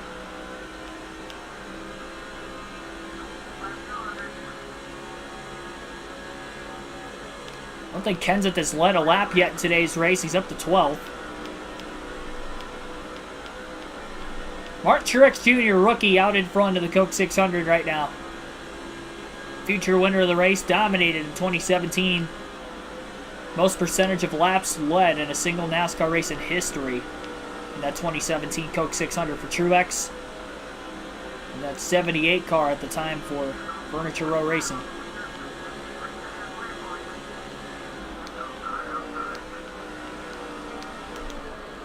It's a little tight behind Casey Mears. That pass on Marlin was for position. Welcome back lead. Kenseth underneath the 25 of Brian Vickers. That is not a spot.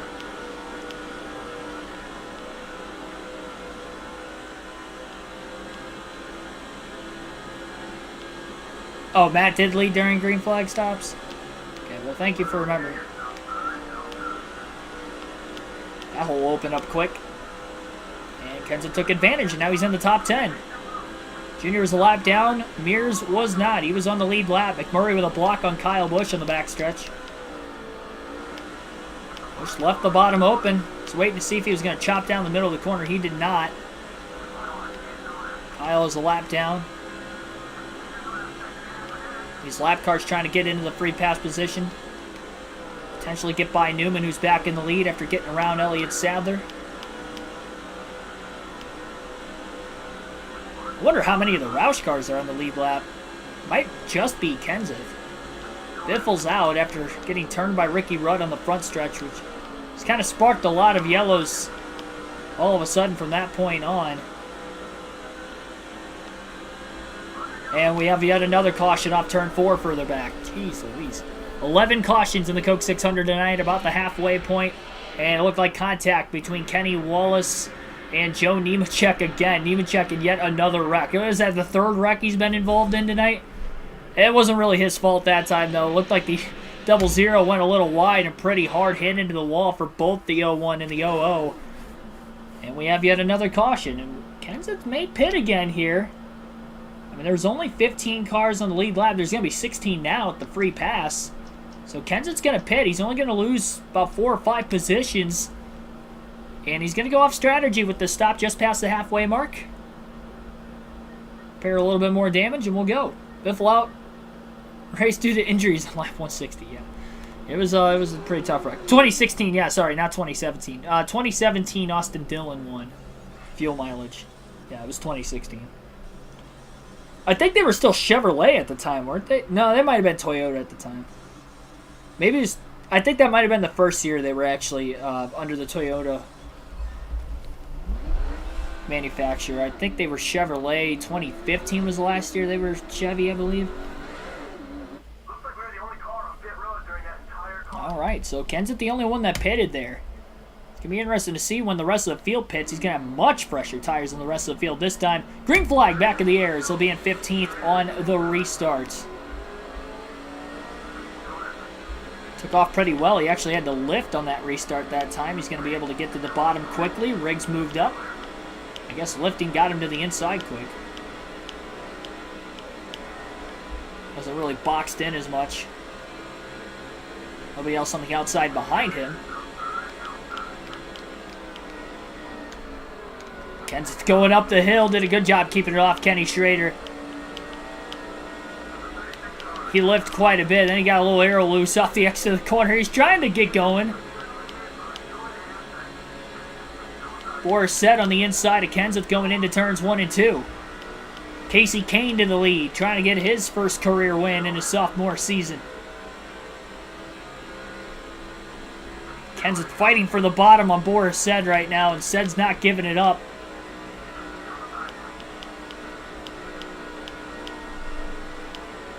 Kenseth's got the tire advantage.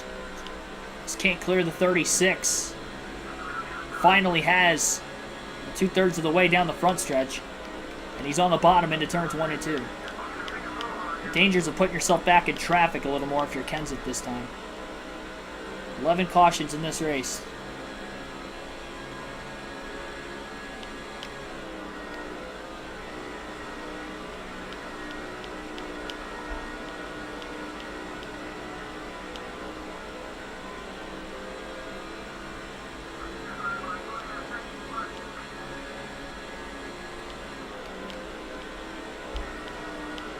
I think we're going to see another new winner on the season tonight. I think we're going to see that 7th different winner in the 10th race of the year.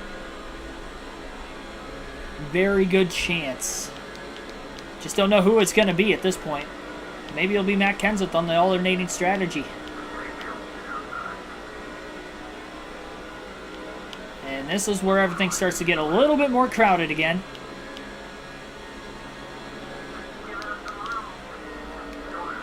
A little tight, moves up. Luckily had the 19 of Mayfield clear. Following Jimmy Spencer down in the bottom lane.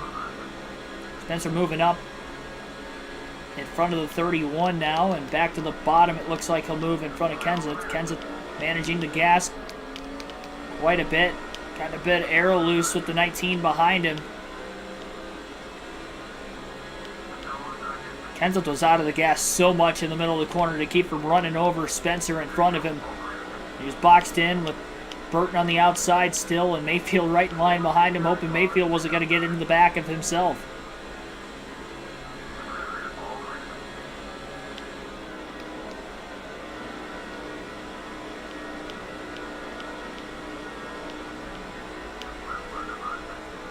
Jason Leffler trying to squeeze Matt Kenseth. Kenseth's got the positioning underneath the 11. Oh, man, Kenny Wallace. The moment into turn 1 as he got a bit loose. Vickers gets underneath him. Mayfield almost took Kenseth and Wallace 3 wide. Joe Nemechek still running.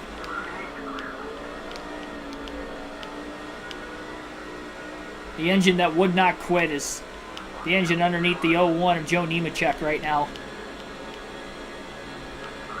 Been involved in 3 accidents. He's had a few pieces of his car come off already. Like 3 different pieces. He's still running. Kenseth's still in 15th. All the cars he's passed since the restart have been a lap down. Gordon's on the lead lap. So is Casey Mears up there in that bottom lane. I think they'll be the first couple cars. Marlin also in the lead lap. So he's catching them.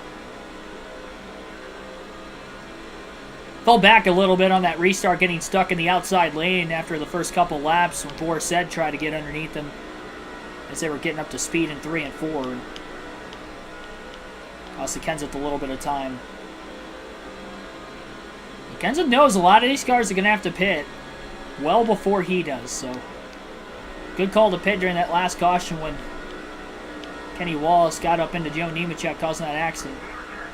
Stack up on the outside off turn 4. Easy way for Kenseth to get underneath the 01. It's a 21 if Ricky Rudd got a bit loose. Earnhardt's going to get underneath Rudd now as well. Don't think the 40 of Marlin's going to have a shot to get underneath him. Kenseth trying to side draft the 40. Not quite going to be able to. Down into turns 3 and 4.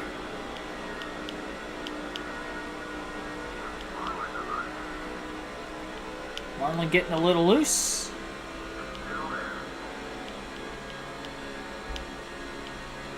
And Matt Kenseth will make the pass.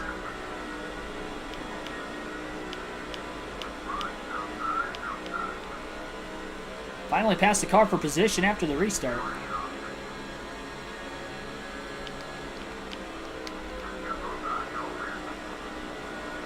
Matt Kenseth going to get by Ricky Rudd.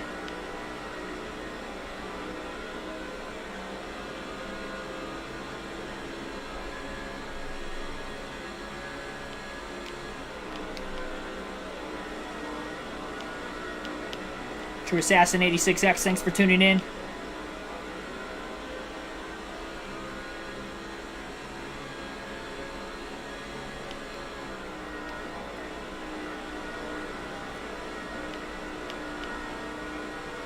Amazing how many cars are still 2x2. And a little bit since the restart. Breaking apart at the very front of the field and then also just behind the 17 right now, but everybody else directly in front of him still tightly bunched. And some lap cars, some lead lap cars all mixed in.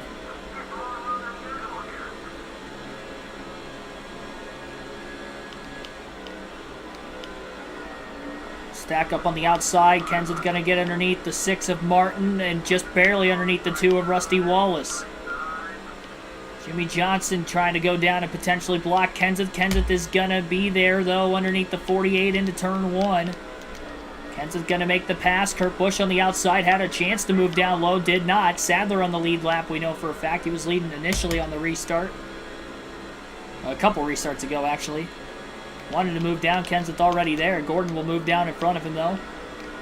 We'll stack up middle of the corner. Kenseth out of the gas, keeps it off. Gordon clears Sadler off turn 4 for 12. Quick move trying to get underneath the 24. That didn't work.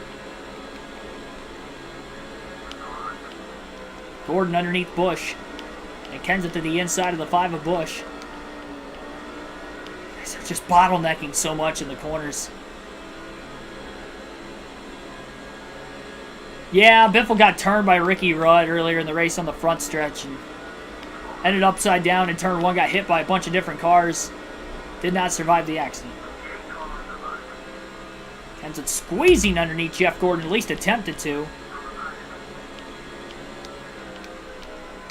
He will get around Earnhardt. That is not a spot either. Couple positions up for grabs right in front of Matt Kenseth.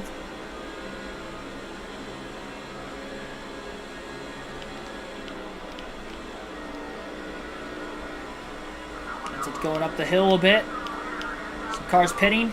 Off turn 4, Rusty Wallace down to the inside of the 17. Can't stay there, though. Kenseth with a run under Gordon. Gordon with a block. A lot of cars going to be coming into the pits. Kenseth pitted under that last caution. Nobody else did. Kenseth getting a bit aero loose from the 8 of Dale Jr. behind him. Saw that car moving around quite a bit.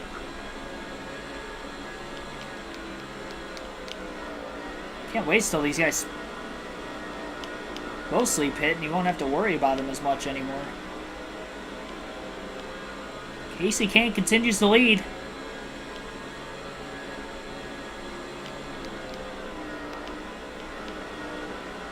Edwards was just coming out of the pit lane. He had just pit.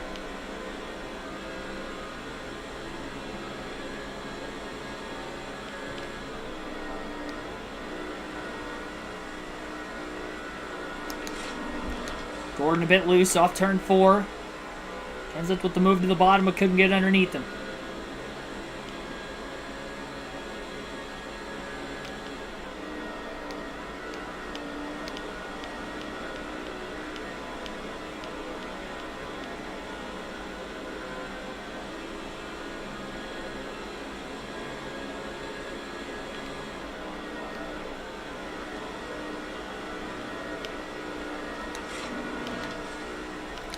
Kenseth clips the apron.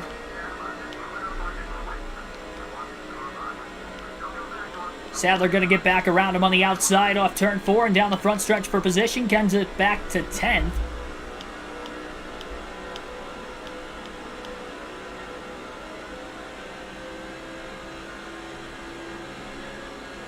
Boycott the Little Debbie first. Protest the incident.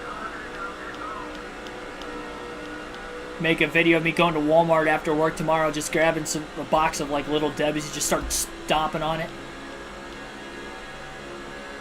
Title of the video, Revenge.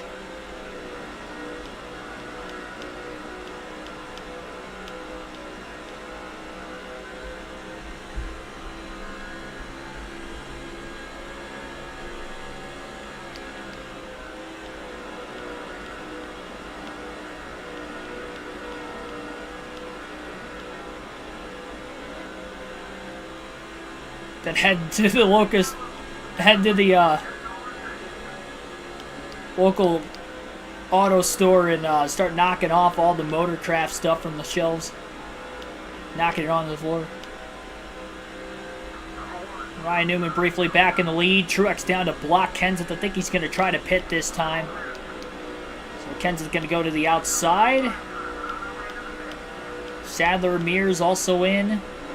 And Jamie McMurray in the lead for the first time today after blowing over way back at lap 14, over 200 laps ago.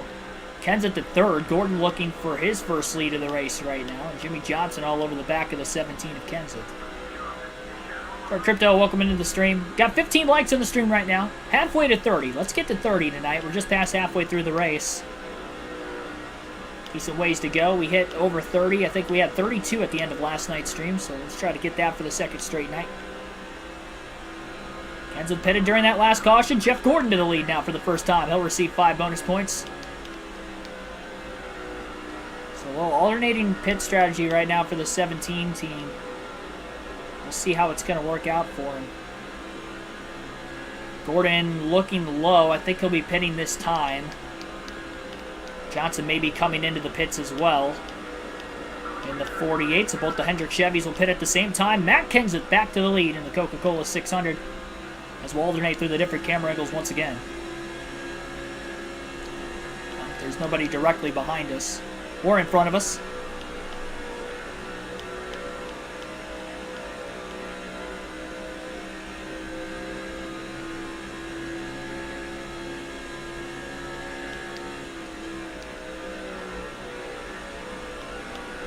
I'm feeling a new winner in this race. Whether I can get Kenseth the win or somebody else. There's so many drivers without a win that are on the lead lap right now. And a lot of those faster cars from the beginning of the race, like Edwards, Johnson, are a lap down. And even Johnson's winless this season. Biffle's out. Busch has the red X on him still. I wonder if he's out of the race or maybe he just pitted and still trying to get up to speed potentially.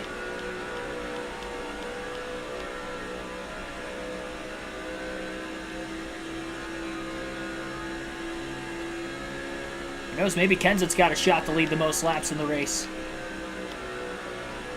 Our next race on NASCAR 6 for the custom scheduled Cup Series season will be Saturday night at the Devil's Canyon, a fantasy road course in the Rocky Mountains nonetheless, and it'll be an interesting one.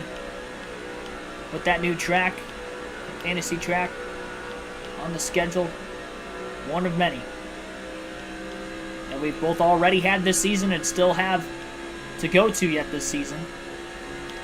That'll be a fun race nevertheless. Coverage begins at 6 p.m. Eastern Standard Time Saturday evening for that race.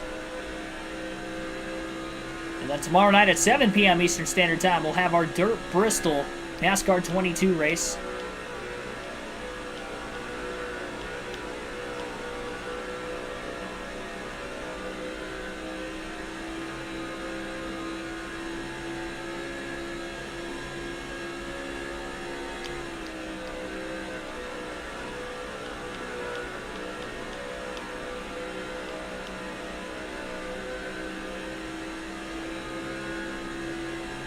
Billy, do me a favor and just start stepping on him. Kidding, don't do that. So Matt Kenseth has a 1-lap lead on the field right now because they have pitted under green and Kenseth pitted under the most recent caution. If we can get a yellow before Kenseth has to hit pit road again and cycle back into traffic, that would be incredible, really. For right now, they're going to have much fresher tires on the 17, though, and they're going to really try to get this time back. I wonder if it's possible Kenseth can make it on one less stop than the rest of this race. It's going to be interesting.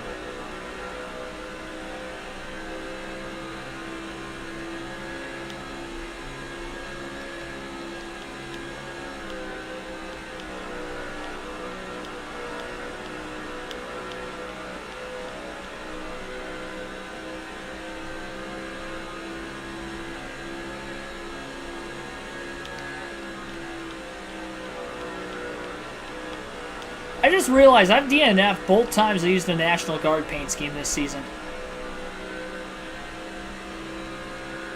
I may have to stop using that for a while. Daytona 500, Coke 600. Both the Crown Jewel races we've had this season, too. 2 Crown Jewels, 2 National Guard paint schemes, DNF in both. Both not my... I mean, I will say, all 3 DNFs we've had this year, I've had really nothing to do with it. Ricky Rudd turned me out of pretty much nowhere, middle of the front stretch. And then 2 engine failures on the season. Consistency when Biffle makes it to the end of the races, but if he can't make it to the end of the races, that's where the struggle has laid.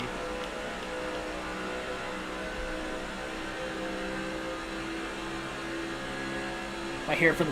yeah.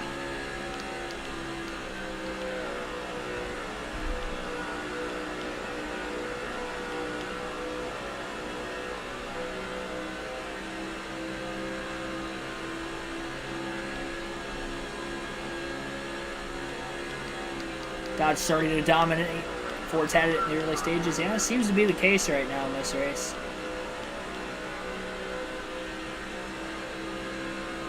Chevys will rise later. Johnson gets back on the lead lap. I think he'll have a shot. I mean, Gordon's got a good shot to win this race, too. Of any of the heavy hitters still in this. I was actually just looking at it. I don't think Jeff Gordon has a top 5 at all yet on this season. But he has like 6 top 10s. 6 or 7 top 10s.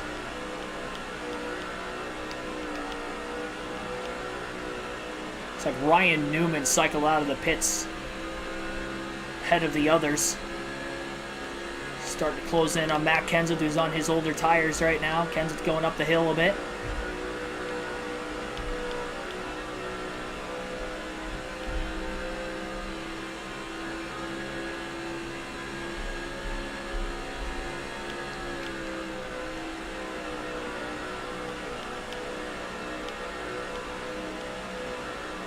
Carl Edwards right behind Newman. We know Newman's on the lead lap. Edwards is not. Well, Newman would be on the lead lap once Kenseth pits. Edwards is actually technically 2 down then as of right now, but he would be in the free pass position. Caution came out after Kenseth already hits pit road. If it happens before, then as of right now, Ryan Newman would get the free pass. Or Newman gets by, it would be the next car in line.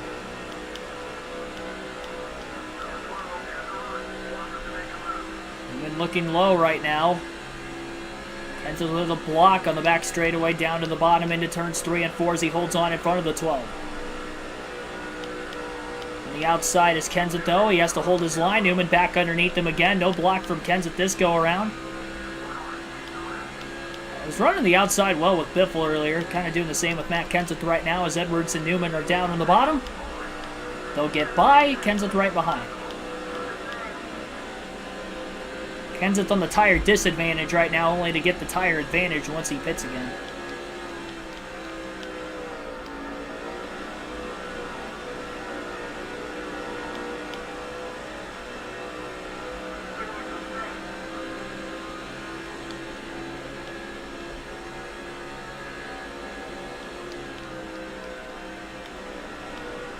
Edwards going up the track a little bit, turns 1 and 2.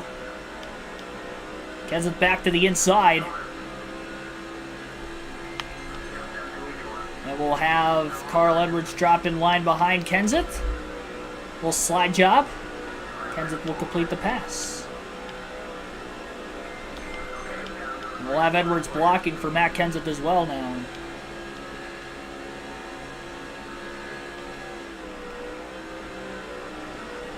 Hopefully.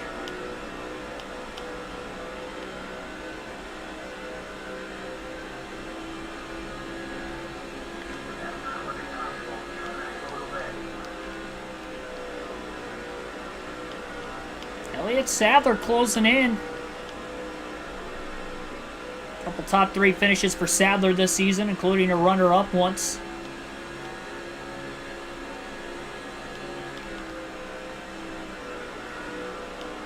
Looking to seize his first career Coke 600 victory.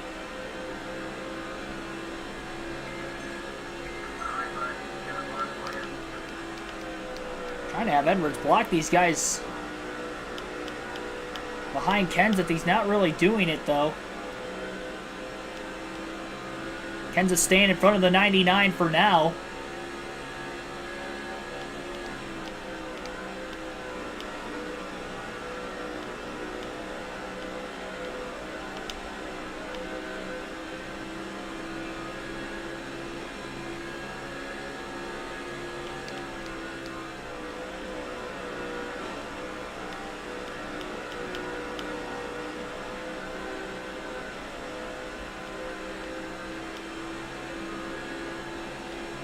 A 30.030,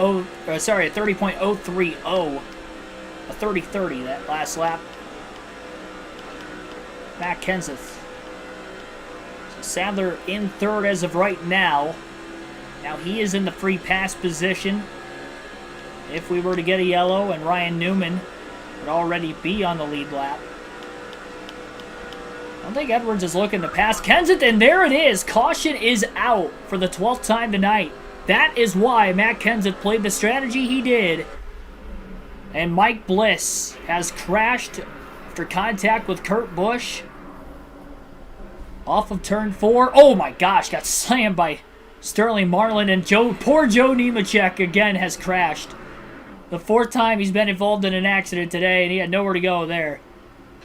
He's got the modified out on the racetrack still. Kenseth will pit again during the caution. As there's not many cars on the lead lap, he'll pit 4 tires and fuel for the 17. And he'll get right back out there and run it again. Jeff Gordon won his first race. Same with Jimmy McMurray in the fall. Yep, and Kenseth as well in the Coke 600.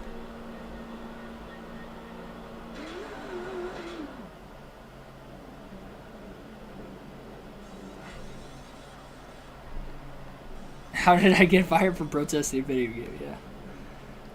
Seems legit to me. Nothing wrong with that. There's nothing wrong with that.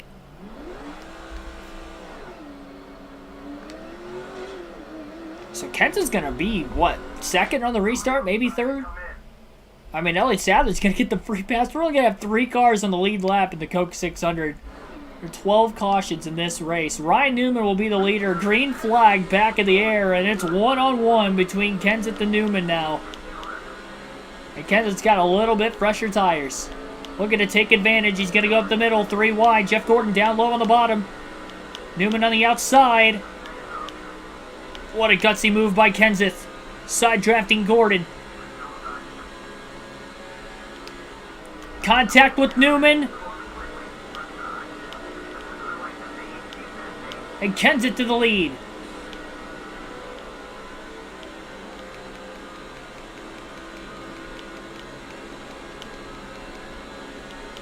There's a risk, to say the least, trying to pull that move off. Still stuck on the outside, but so is the 12. Stewart up with a block on the outside. Johnson clips the apron into the corner. Very tight. For Kenseth, who was initially in the middle, and now he's back on the bottom again. Kenseth taking advantage of the fresh tires on the restart to get by Ryan Newman. Got some of other cars, though, that are back on the lead lap if we get another quick caution.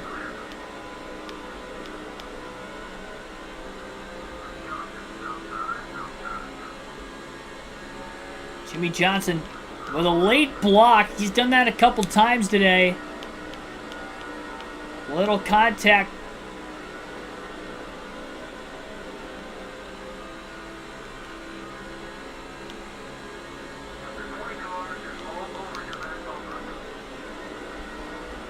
Newman trying to get back around Tony Stewart.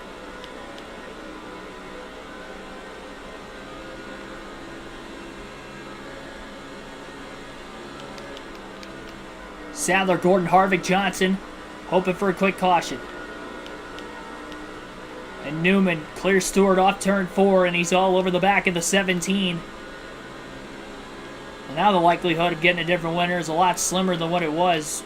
Just a few cars on the lead lap.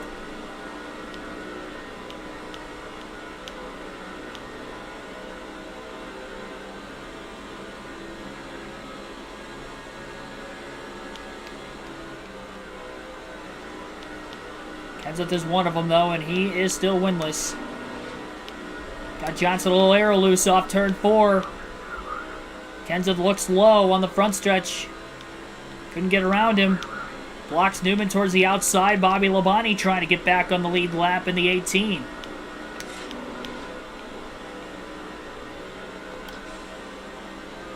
And Stewart underneath the 12 as well.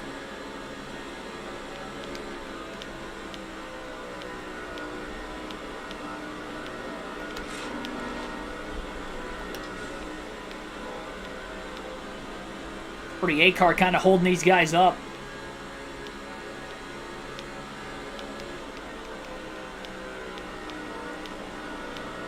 .140 to go this time by.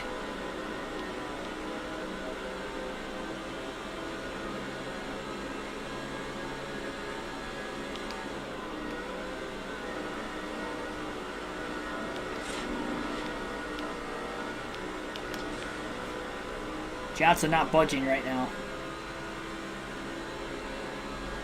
Newman fighting back in traffic. Bobby Labonte trying to hold on to that free pass spot. Mike Bliss, who's just involved in an accident right behind Stewart and Labonte, who are side by side. Newman with a great run through turns 1 and 2. Kenseth's got dirty air with the 48 right in front of him, but that 48 car's been so fast on the straightaways all day today. Got a little loose. Off turn 4. Again, though, Kenseth can't make the pass. Down on the bottom. Kenseth to the inside of the 48 of Johnson. Not going to be able to clear him, though, and they're side by side on the back straightaway. Kenseth's got to pull back in line right in front of Newman. Johnson got the run off the outside. Middle turns 3 and 4. Kenseth again underneath the 48. Johnson fighting hard to try and stay on the lead lap. Not going to give this pass up easy in case we get another caution, which we've had many of them today. Kenseth down right in front of Newman. A little contact with Johnson. Johnson hanging in there. Kenseth's got to be getting a little frustrated. The 48's holding him up, and now Newman going to try to use the 48 of Johnson as a pick. Side by side for the race lead. Off turn 4 between Ryan Newman and Matt Kenseth. Kenseth leads that lap at the line. But Newman is all over him, and the 48's still on the outside. He's not going down to try to block Newman, it looks like. Kenseth trying to side draft Ryan Newman. Mike Bliss is right there. Kenseth side drafts the 12 this time.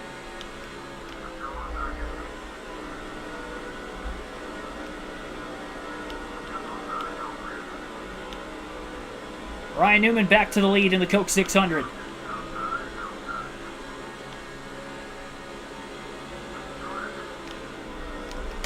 Kenseth deep into the corner. Contact with Johnson and up into the wall. Back across traffic. Jamie McMurray's involved again. Our 13th caution of the night. My goodness. That was tough. That was just tough. Kenseth was struggling so hard trying to pass Jimmy Johnson that entire... Jimmy Johnson, let me tell you, Jimmy Johnson in this race has been so difficult to pass.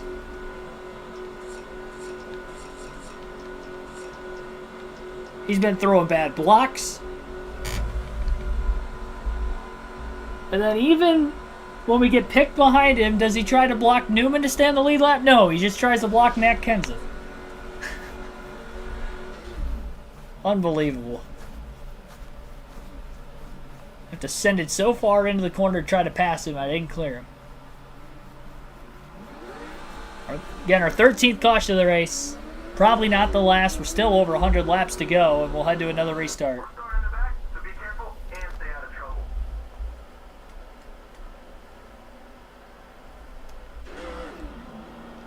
And we definitely have more cars in the lead lap now with that caution coming out. Johnson, though, still lapped down. Green flag back in the air.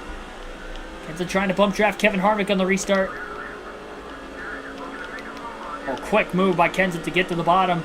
Right in front of Dale Jarrett, middle of the corner. Carl Edwards, Elliott Sadler, Jeff Gordon, Kevin Harvick, Matt Kenseth, and of course race leader Ryan Newman are all that are on the lead lap. Debris, Johnson's hood has just came off, and now we have a 14th caution in the race. Our 14th yellow is out. And Kenseth's going to pit again. Ran over the debris. I don't think he's got a tire down, though. It's 3 wide on the backstretch, so he really didn't have anywhere to go when that ended up coming off of Johnson's race car. I think Johnson was on the lead lap when the caution came out. He's about a half a car length in front of the 12 of Newman, so his own debris caution will bring out the yellow here. And 4 tires of fuel coming up for the 17 of Kenseth, looking to take fresh tires again with this caution that he was not involved in this time. So 14 yellows in tonight's Coca-Cola 600. Ryan Newman continues to lead, a little over 100 laps to go. We didn't get to the trivia question earlier tonight, so we'll ask it now. And tonight's trivia question is, what is the only time in NASCAR Cup Series history that both the spring Charlotte and the fall Charlotte race both went 500 miles? So both finished at 500 miles. It was the last time that has happened. When was the only time, really, that both the spring, that means the Coke 600 went only 500 miles, and then also, of course, the fall race 500. But they both stopped at 500 miles. What year did that take place? That'll be tonight's trivia question. And we'll head to yet another restart. A lot of damage still on the back of the 48 of Jimmy Johnson's race car as the green flag is back in the air again. And Kenseth quickly gets to the bottom in front of his teammate Mark Martin. His teammate might have let him in. Johnson upset with Matt Kenseth, I'm sure, right now. And he's going to try to take a swing at him, and that's going to cost Jimmy. He's up into the wall. McMurray upset with Kenseth as well. A lot of damage on that 42. Kenseth on slightly fresher tires than everybody else in front of him and looking to really take advantage. Saw some sparks flying up there. A little contact off the exit of the corner. Kenseth got logjam behind Jamie McMurray going into 1 and 2, and Rusty Wallace is going to get underneath him. Kenseth back down to the bottom. Trying to cross Wallace over. Stays in front of Dale Jr. The year was not 2009. Race went 341 miles in the 09 600. David Rudeman was the winner. Elliott Sadler, by the way, just took the lead away from Ryan Newman on the restart. And Jamie, I think a tire might be down that time because Jamie McMurray's hood finally came off right in front of Kenseth. Kenseth ran it over after Rusty Wallace ran it over. Unless it flew over Wallace's car and then Kenseth ran it over, but he got a bit sideways after the fact. Kenseth might as well pit again just to make sure. And everybody else going to pit also. So we've got some pit stops going on right now. 4 tires of fuel. Everybody going to be on the same strategy. Michael Turner has gotten tonight's trivia question correct. 1997 was the last time both the spring and fall Charlotte races ended at the 500-mile marker. Jeff Gordon won the Coke 600 in 97. 501 miles was the length of the race. Ended early due to rain. And then Dale Jarrett won the fall race. Of course, scheduled distance was 500 miles there. Colton Thompson, thanks for tuning in. Happy birthday, my man. 4 tire stop. If Kenseth didn't run over that debris, he would have stayed out. A little slow out of the box. Some of those were lap cars that beat him out of the pits. And unfortunately, McMurray's still going to be in front of him, and he is a rival. So we'll see. Sounded like some cars might have even stayed out. And we'll head to another restart. Jimmy Johnson's gotten back in front of the 17. Kenseth did gain one spot on pit road. Green flag back in the air. Oh, Johnson just took out Dale Jarrett. Jarrett's upset with Kenseth, even though Kenseth got slammed 3 wide by Jimmy Johnson on the restart. Now Jarrett's upset with Kenseth. That's not even Kenseth's fault. Jarrett couldn't have gotten more perfectly hooked because of that. Goodness gracious. Well, we'll try it again. And Kenseth scored in front of Johnson that time, but not scored in front of Dale Jarrett.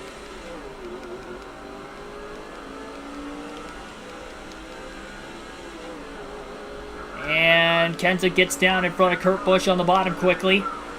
Remains in fifth, and Kurt actually slides up right in front of Jimmy Johnson. Kevin Harvick to the lead, trying to win his first race of the season. 15 cautions at tonight's Coke 600 now.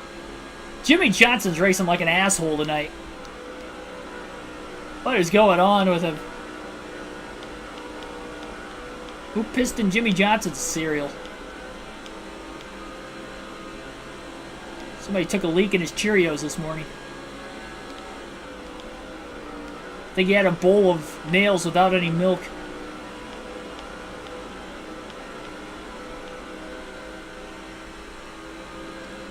Carl Edwards battling for the lead. Dale Jarrett trying to get his lap back. He's upset now. He might try to take a swing at Kenseth, even though Johnson was the one that caused that wreck. Oh boy, contact between the Roush teammates of Mark Martin, Matt Kenseth there. Martin got up against the wall on the front stretch.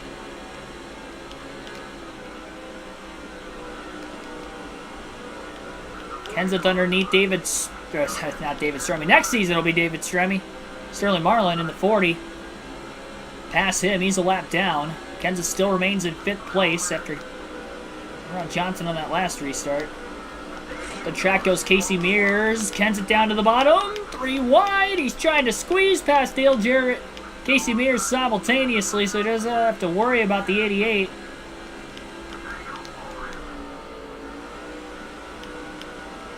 I do not like how close Jimmy Johnson is to the back bumper of Matt Kenseth. Kenseth clears Mears off turn 2. Johnson underneath the 41. Carl Edwards back in the lead through everything that has happened today. And Jimmy Johnson is going to get underneath Matt Kenseth. Please, God, no, Jimmy. Oh, and he did it again. He took out Matt Kenseth off turn 4, right in front of the pack. Johnson has just caused another accident. How many, what, like 4 or 5 cautions Jimmy Johnson's caused? A couple on Biffle earlier and now on Kenseth. I mean, this is ridiculous from Jimmy Johnson.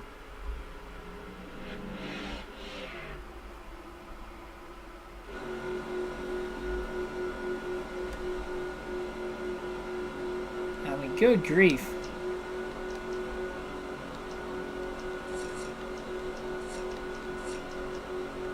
Over 7 seconds of damage on the 17 car of Matt Kenseth right now. And every caution we get, we're getting more and more cars on the lead lap because of free passes. Potentially anybody getting by the leaders on the restart with these quick cautions coming out. 16 cautions in tonight's Coke 600 now. Kenseth's going to be back in traffic again. Jimmy Johnson has just wrecked him.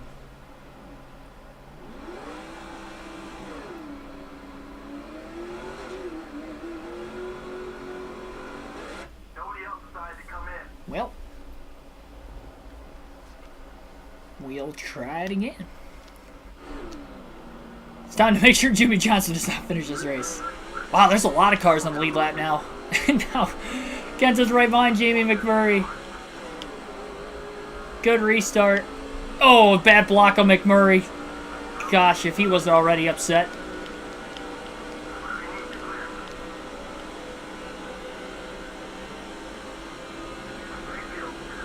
Kenseth the 12th.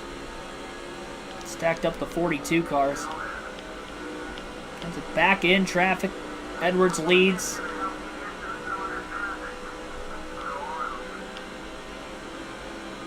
$17 cautions tonight, I believe. Correct me if I'm wrong in the chat, but I think we have 17 cautions.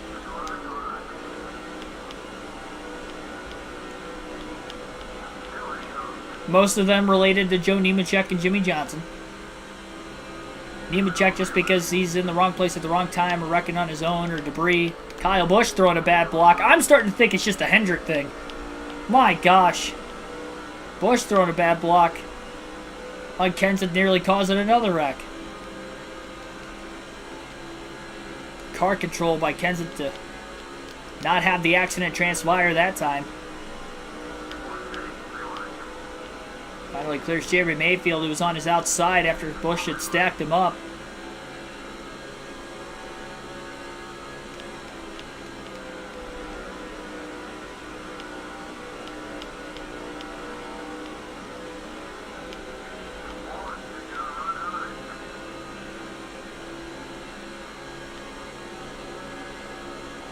Rusty Wallace putting a lot of pressure on Kenseth right now.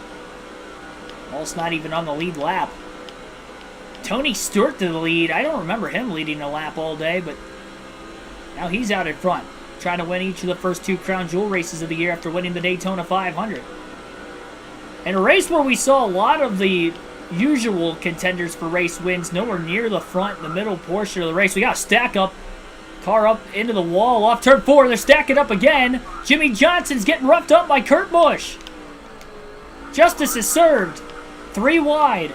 On the bottom right now as Kenseth was down in the grass to get around everybody. Still 3 wide off turn 2. Back there is Casey Mears and Ryan Newman got by Johnson on the inside as Jimmy still up on the top. Kurt Busch just roughed up Jimmy Johnson. Retribution from Roush Fenway Racing on Johnson. And Kenseth was able to miss everybody in the grass and move up to 7th. About 12th. Has quite a few lap cars as well. Newman for position right behind the 17.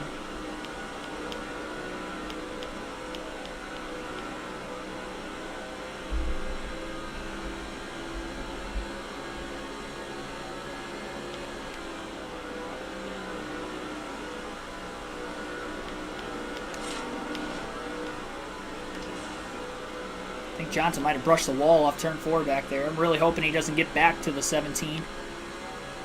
Well, Matt Kenseth. Everybody on the same fuel strategy, though, right now, so it's going to be very interesting how this is going to play out. Probably 1 stop to the end of the race, I'd have to imagine. Should be.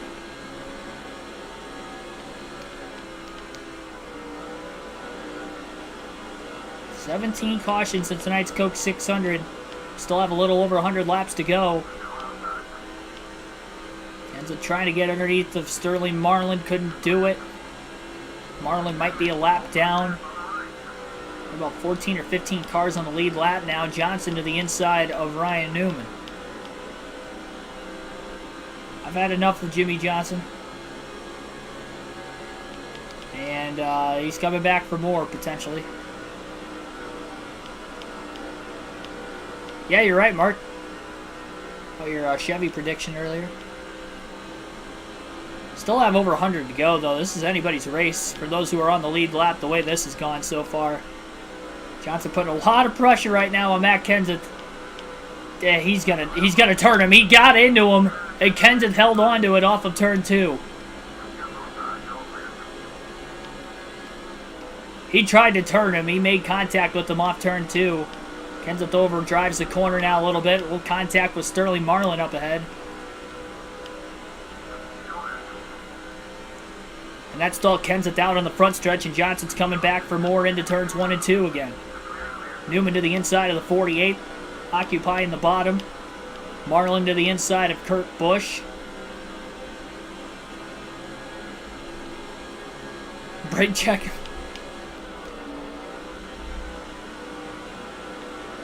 Marlin up the track, right in front of Kurt Busch.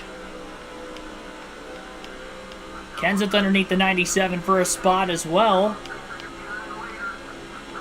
Man, Kenseth's car's dancing around a ton. Now Ryan Newman getting him a bit of air loose, and he couldn't make the pass on Busch. Kenseth back to the bottom. Kind of clipped the apron a little in 1 and 2. Newman starting to rattle Kenseth's cage. No contact from the 12, though.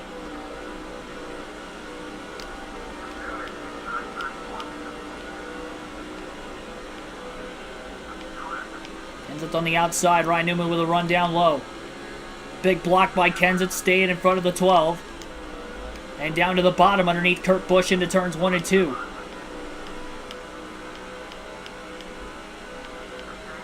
Kenseth's going to complete the pass on his teammate. Gonna have Kurt Busch trying to block for Kenseth. Kenseth to the inside of Marlin. Still lap down. Kurt Busch was a lap down also still. Kenseth has gotten around. 99 laps to go in the Coca-Cola 600. Tony Stewart pulling away. Front of the field trying to get his second win and second crown jewel win of the season. Ryan Newman putting so much pressure right now for 7th in this battle for position between himself and Matt Kenseth.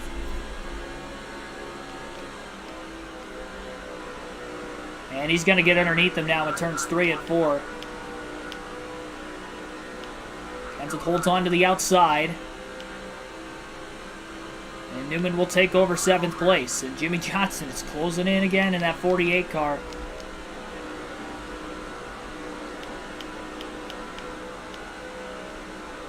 Jeff Gordon right behind the 48.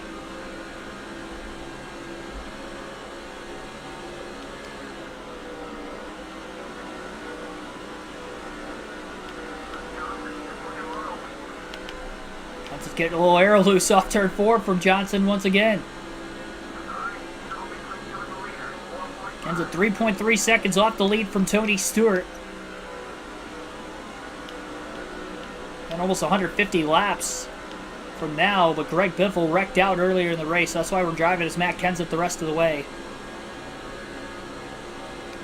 Kenseth had gotten turned by Ricky Rudd. Middle of the front stretch, ended up flipping violently after getting hit by multiple cars in the field.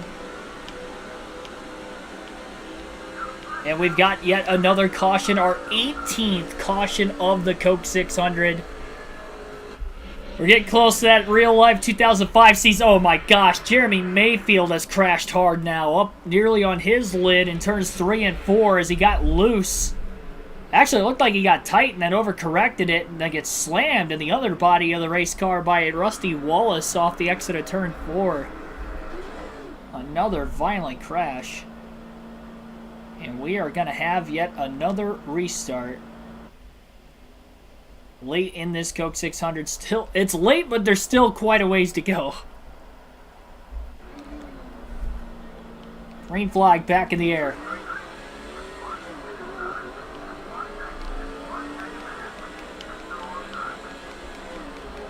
Martin going to let his teammate Matt Kenseth in line. Martin slides up right in front of Jimmy Johnson on the outside as well.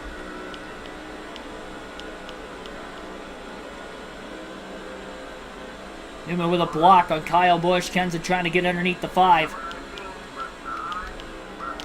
Middle of the corner, he'll do so. Carl Edwards holding on to the lead. After getting around Tony Stewart, maybe with a little help of lap traffic up at the front of the field.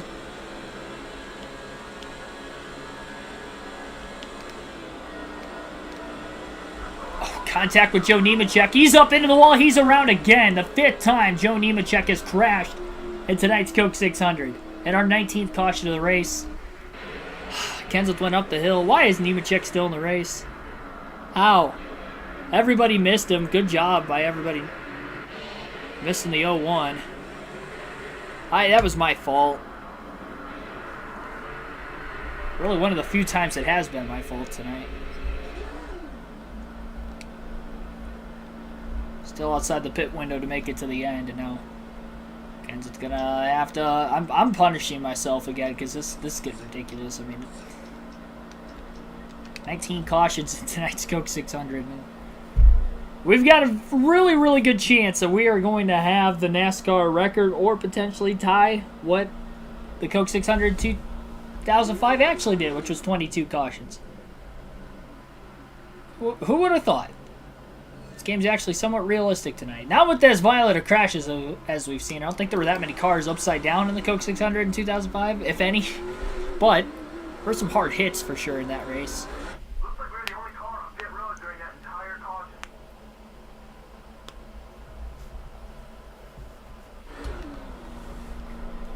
Well, green flag back in the air again. 15th is where Kenseth will line up on the restart this time around.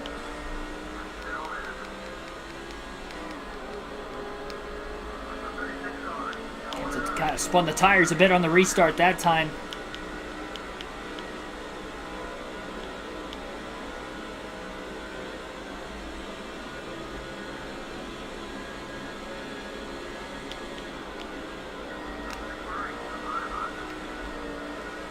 Murray did not try to take a swing at Matt Kenseth. A little bit of a stack up on the front stretch. Kenseth got around a couple cars. I think Jimmy Johnson got held up on the race. Oh, Kenseth just clipped the apron. He spins. Keeps the car down on the bottom of the track and cautions out again. Wow. I mean, it just snapped the car as soon as he clipped it. It's the first time I've done it kind of on my own today, though, without getting squeezed. I'm actually kind of proud of myself that it took this long. Unfortunately, it was in a race with as many cautions as we've already seen, but luckily Kenseth was, despite not in great control of the car, he was in control of it enough to keep it from coming back up the racetrack and risk DNFing himself at this point, which we would not have wanted to see. But yet another caution in this race.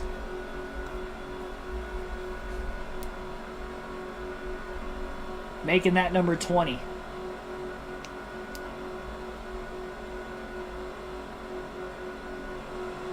Still outside the field window to make it to the end.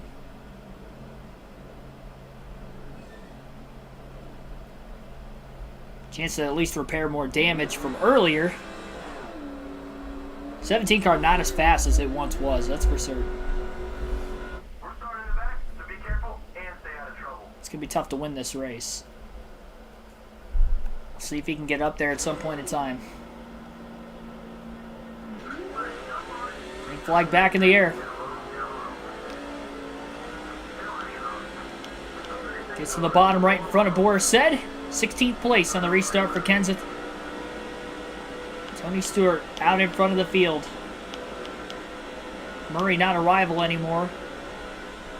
Kenseth can't quite get underneath them on the backstretch. 82 laps to go in the restart following our 20th caution of our 2005 Coke 600. Marlin making contact with his teammate after bouncing off the wall. McMurray was underneath him, and Kenseth gets by. Kenseth's car is all over the place right now. His tires are shot. Johnson's still moving backwards on the restart. We're about halfway on fuel at this point in the run right now for Kenseth. I may consider pitting as soon as that window opens up to the end of this race.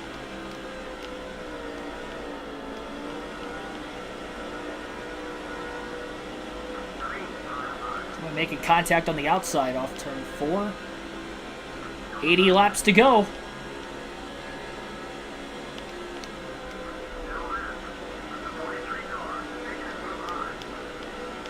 Kenseth's going to make a pass on Jimmy Spencer. Elliott Sadler to the lead at the front of the field.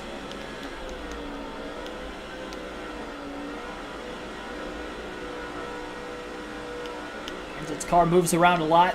Turns 3 and 4 that time again.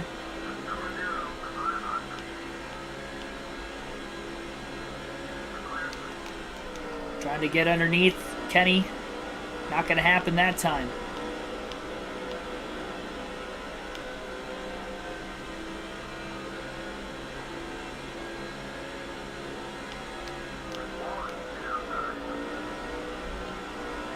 A slide job to get by Kenny Walls in turns 3 and 4, and it worked out for Kenseth. Really got to hope a caution doesn't come out, though, if you're Matt Kenseth and you short pit.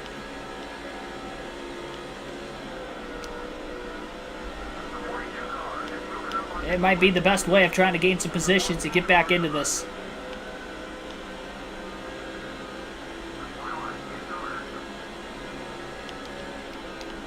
Following the 25 of Brian Vickers. Vickers moves up the hill just a bit. Kenseth underneath him. Another spot up to 14th.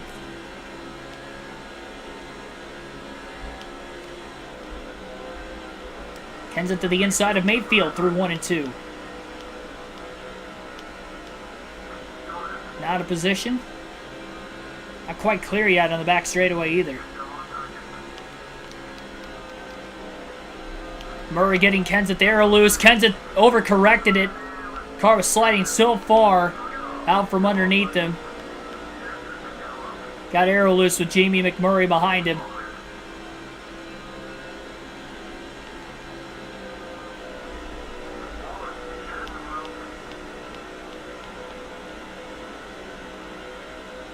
We stay green.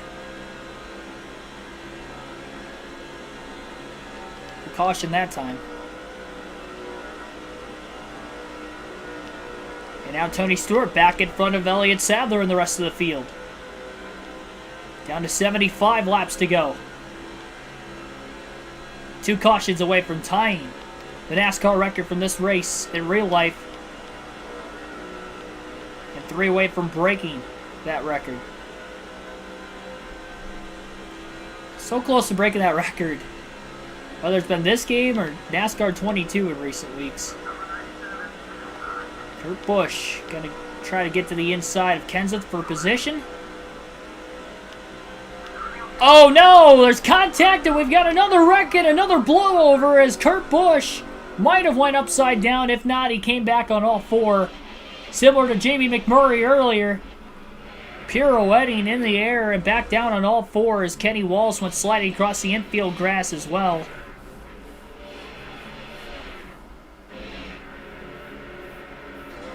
The caution is out again. And the Coke 600 is still outside the fuel window to make it to the end of this race. Busch has had a couple wild rides in today's race. 21 cautions. Been a Ford or Chevy.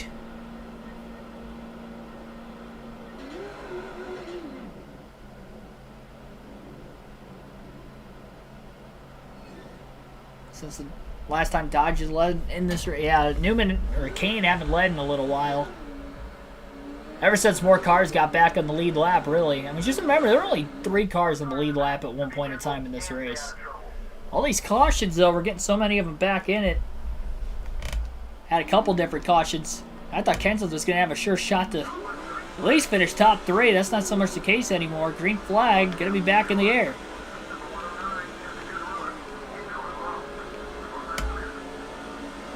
Busch going to slide down right in front of Kenseth. 70 laps to go in the Coke 600. Stewart leads to the restart. Looked like a lap car got around him initially.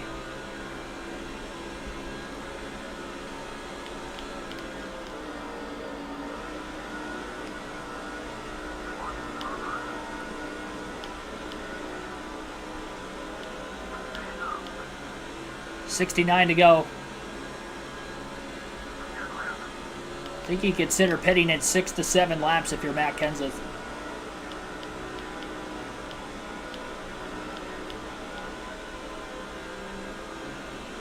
Unless we get another caution. Oh. Meanwhile, when I say that, there's contact in the middle of 3 and 4. Side lane stacking up just a bit. Set squeezing Kenseth on the front stretch. Kenseth clears him into turns 1 and 2.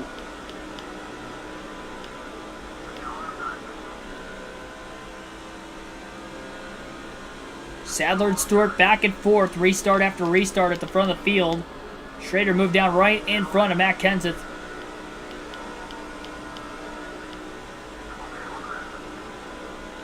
Costa Kenseth going into the corner. Huge wall of dirty air right on the nose of that car as soon as Schrader made that aggressive move. Kenseth clipped the apron, and he's hard into the wall. Another crash, tying the NASCAR record for the most cautions in a single race. 22. This race is... I mean, we're on pace for probably 30 at this point. Not really, but... Good grief. Tried to keep the car down low on the bottom, kind of overcorrected it like he did a couple cautions ago, and severe damage on the back of Matt Kenseth's race car. And the field going to stay out. We're right at the edge of the pit window, and nobody's wanting to pit, thinking they can't make it on field to the end again. I'm not taking fuel here because bringing out the cautions.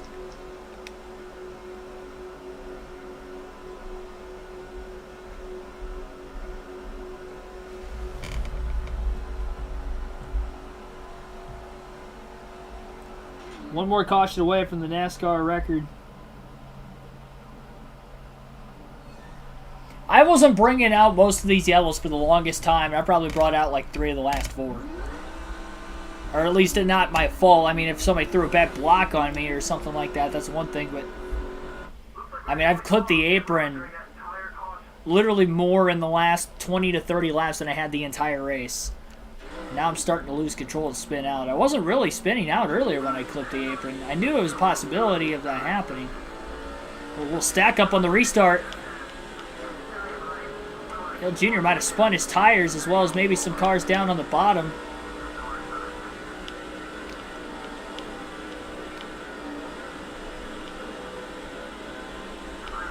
Comes it down to the inside quickly.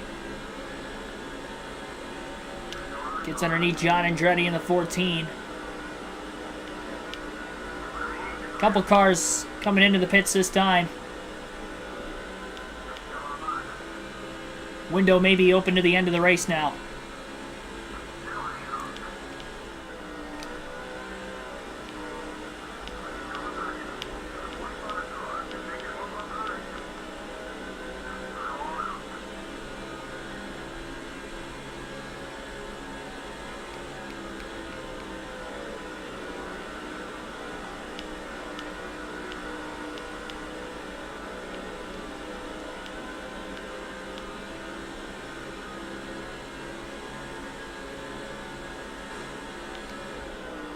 I want a short pit, but I'm scared of a caution coming out again.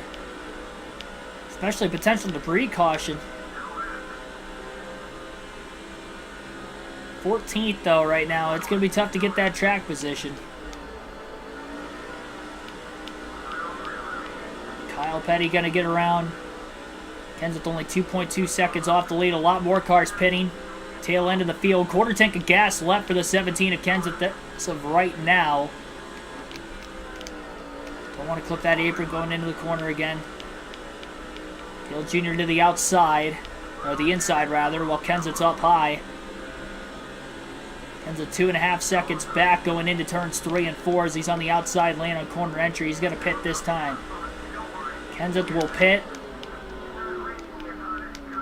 And down he goes.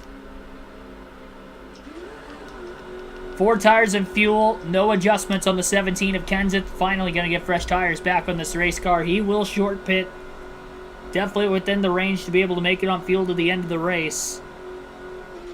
And trying to take advantage of it while he was only a little over 2.5 seconds off the lead. It's going to need to be a clean stop, though, if Kenseth is going to want any sort of opportunity of getting some track position back.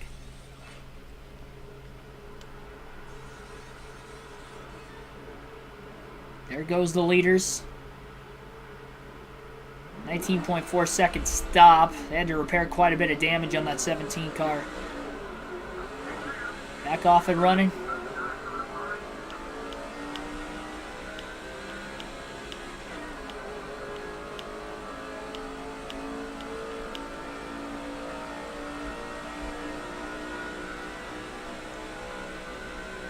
Not a great stop for Kenseth. Those that had already pitted are definitely ahead of him.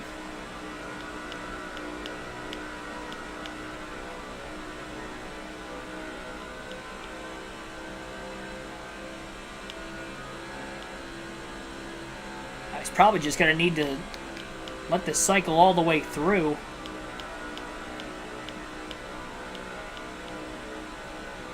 To the very end.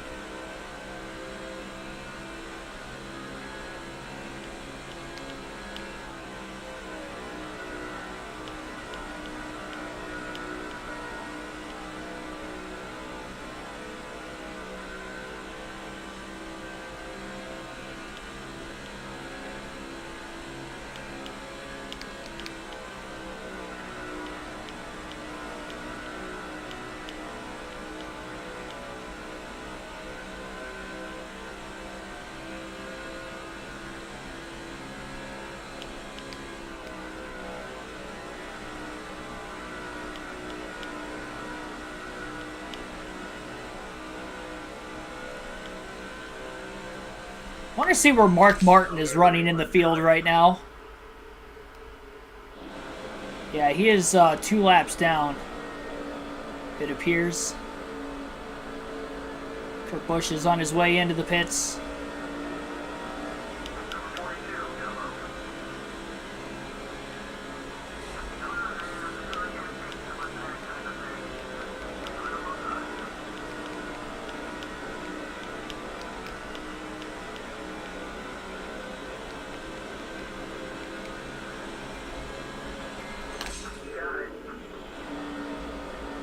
I think the best shot of winning this race for Roush is going to be to race as Carl Edwards, potentially, as of right now. So I guess we'll race as the 99. He got very arrow loose from the 20 of Tony Stewart. And try to get Carl Edwards his second win of the rookie season. I don't think we're going to get Kenseth back through this field. I'd go for 3 in a row for Martin, but couple laps down still. Ends up with the undercut on Tony Stewart. Quite a few cars hit pit road or are already pitting. We're still underneath Stewart into 1 and 2. God, stop hitting the apron, Keegan. Held on to it that time.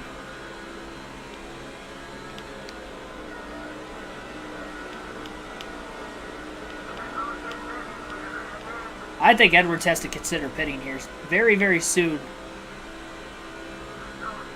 And you never know if another caution comes out at this rate.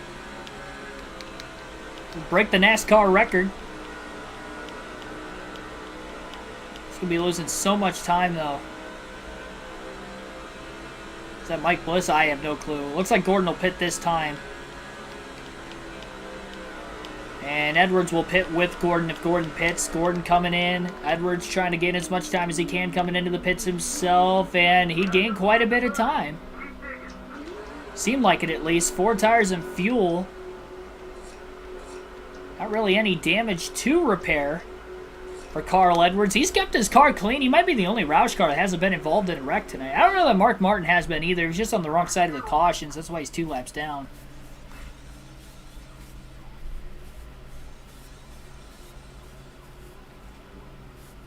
Yeah, I'm just going to race as Carl Edwards the rest of this one then.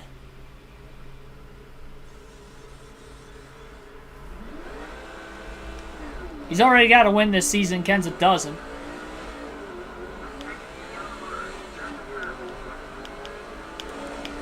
Yep.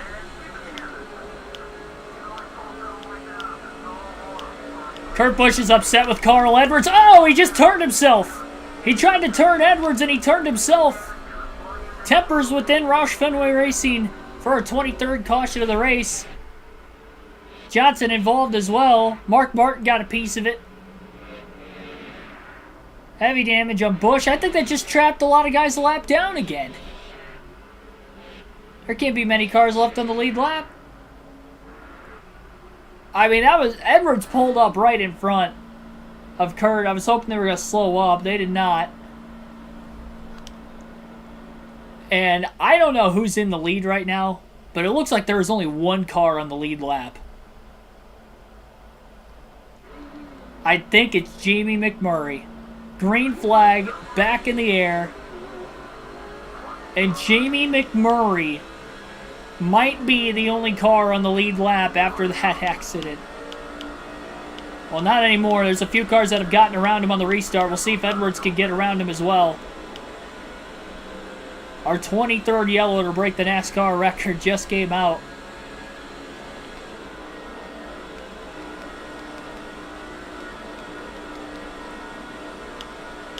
Oh, contact! McMurray and Labonte got together, and Edwards is going to get around McMurray. He's back on the lead lap. If we get another caution.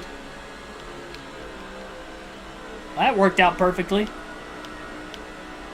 Jamie McMurray trying to win the Coca-Cola 600.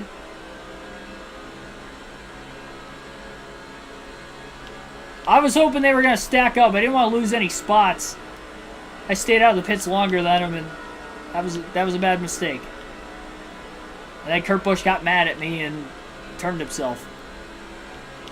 Edwards just ran his fastest lap of the race, 29.374 that last lap. He's got a fast car. That's why he's led as many laps as he has.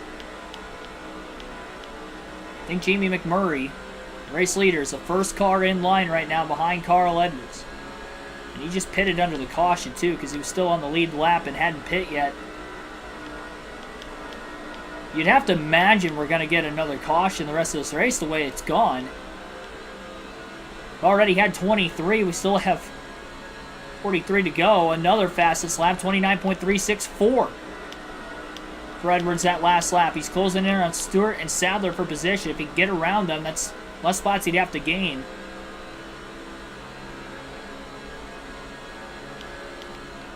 And we might get an upset winner in Jamie McMurray after all. Just keeping up with... Oh, and there's a caution off turn 4. Our 24th yellow of the race. Edwards is going to be back on the lead lap. I think Harvick got the free pass. And it looked like debris off Kurt Busch's race car. His hood has come off. 24 cautions in tonight's Coke 600. And we'll be heading to another restart here shortly.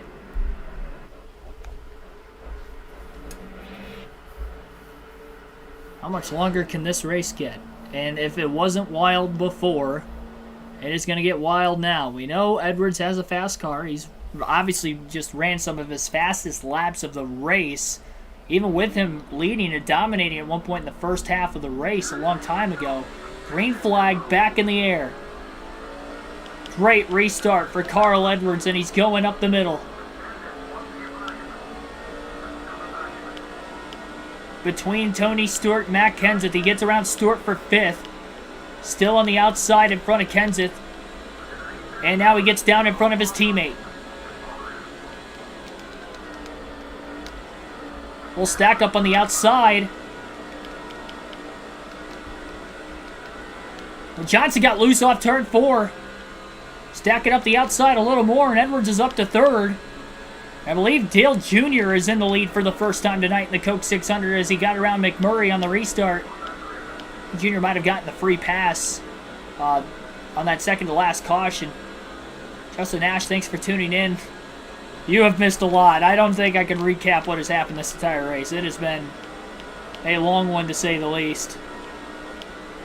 Not just because of the race length.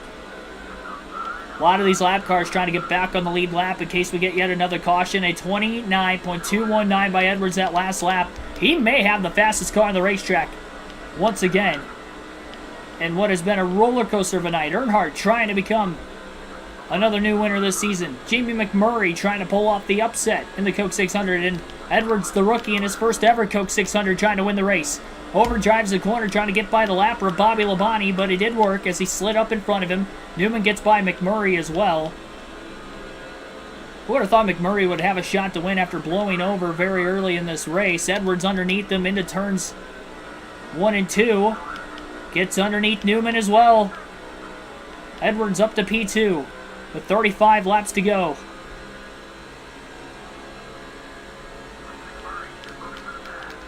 Oh no, Edwards clips the apron and back up into the field. Good grief. I don't know why I'm doing that so much. I did not do that this whole race. And I've done it like 4 times since we hit about 100 to go. I was doing it with Kenseth, now I just did it with Edwards. I don't know what I'm doing that it's causing me to do that all of a sudden. I don't know if maybe the other cars are more loose than Biffle's. It's got to be something. Make that 25 cautions. Edwards staying out. His tires have to be shot after that wreck now. 31 laps to go. Green flag back in the air.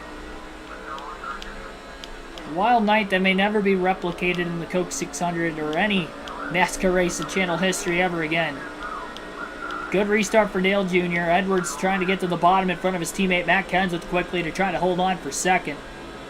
Yeah, I know I hit the apron. I've been doing that so much late in this race. I don't know why. The only thing I can think of is maybe the cars are a little looser than Biffle's. Junior going to get by the lappers of Casey Mears and Bobby Labonte again. 30 laps to go in the Coke 600. I'm doing it in both ends of the track, too. 1 and 2, 3 and 4.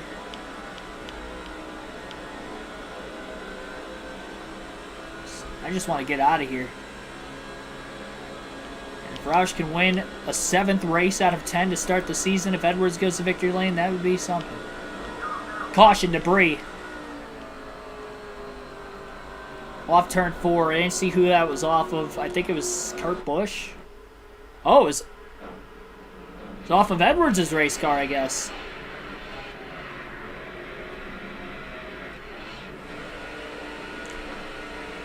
It looked like it was off the 97, but I guess it was off of Edwards' race car. I don't, maybe the right front fender? It doesn't look like anything came off. It looked like it came off the 97. Probably clumsiness for me. I guess. Maybe I'm getting fatigued. I have no clue. Not as precise as I once was. Green flag back in the air. 26 to go. Another restart. Edwards gets in front of his teammate Kurt Busch. Hopefully he's not still mad from earlier. And Casey Mears just got in front of Dale Jr.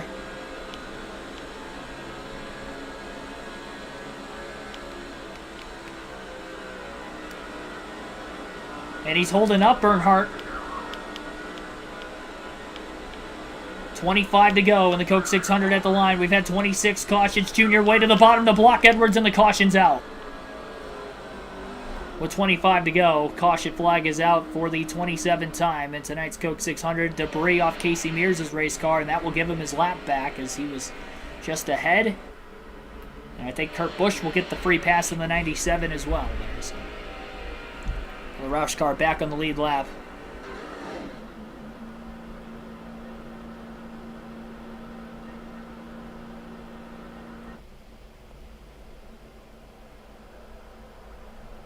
Junior gonna hang on for yet another restart. I don't think Edwards is as fast after wrecking. He was so fast before he wrecked, and now he can't get around Earnhardt even when he didn't have the clean air that time. Green flag back in the air again. Oh, contact with the 40 on the restart. Stacking everybody up as not Mayfield, but Marlin had to go down to the bottom. Try to keep from wrecking. And that's going to allow Dale Jr. to pull away. Mike Blish just got his lap back on the restart. And Jr. trying to get back underneath the 0. 20 to go in the Coke 600. And Jamie McMurray putting a lot of pressure on Carl Edwards for second. Really about to find out if Edwards has anything for Earnhardt.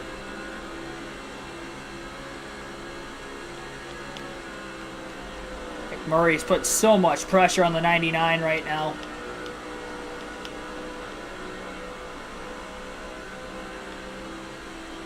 $19 to go. Have we seen the last caution?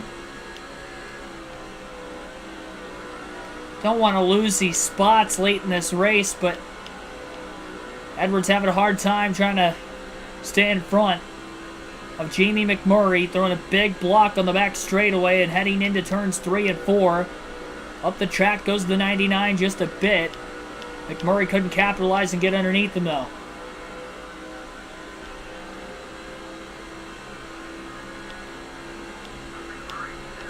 Oh man, McMurray stuffed in the wall by the 99 of Edwards. Edwards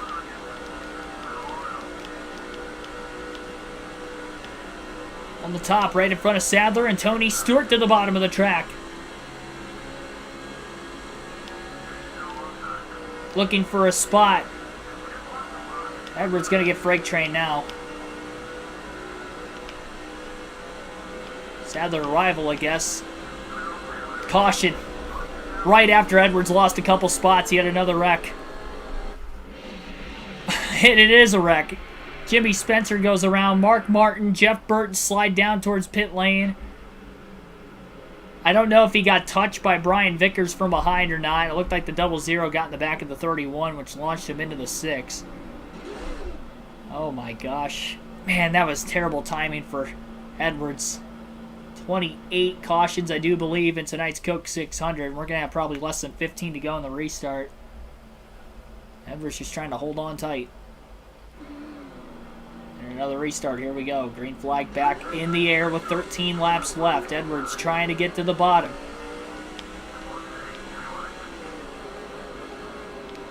3 wide middle. Lifted a little bit to get to the bottom that time. How will this work out? Hopefully Sadler doesn't try to turn the 99. Edwards gets a chance to get back alongside the 38 again. Sadler underneath Stewart for second. He's got the spot. Earnhardt stuck right now behind Jimmy Johnson, who just got his lap back, it looked like, the front of the field. And Sadler's going for the lead underneath Earnhardt into turn 1. Side by side for the lead with 12 laps to go in tonight's Coke 600. Edwards underneath his teammate Kenseth, who is still a lap down.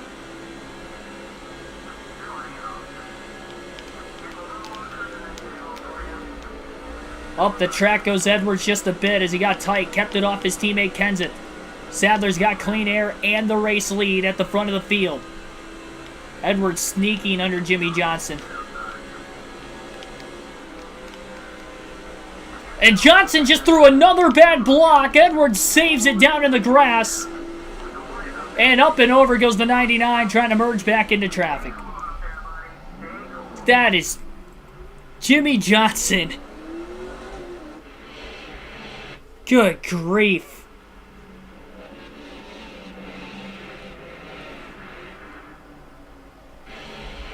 I don't even know. Wild ride for Edwards. Joe Nemechek involved in another accident. The fact that, again, he is still running.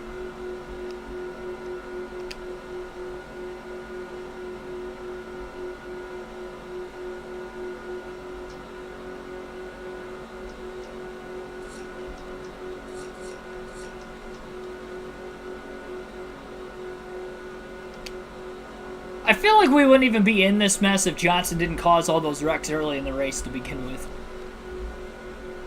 Like, having to go off strategy with Biffle, and then we end up being in that place where we got turned by Ricky Rudd. And now I've been driving like a madman with Kenseth and Edwards trying to get the win for somebody for Roush. It's just not happening. We're going to have less than 10 to go, but we might get 30 cautions in this race at this point. I mean, that's just unbelievable. Johnson's caused 5 or 6 accidents today because of blocks or trying to turn me. Green flag back in the air. We're going to go to Kurt Busch in the 97.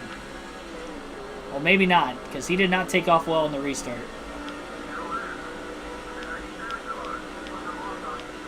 Edwards makes a pass on the restart. It's just 7 laps to go as he gets by Mike Bliss. Still may get a top 10.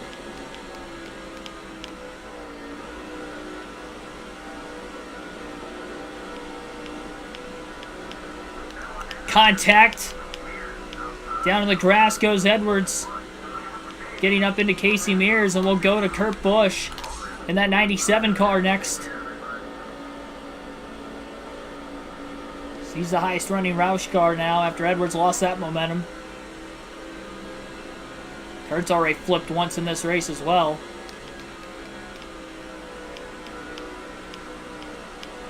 Five to go this time by in the Coke 600. Elliott Sadler trying to hold on to become the 7th different winner this season.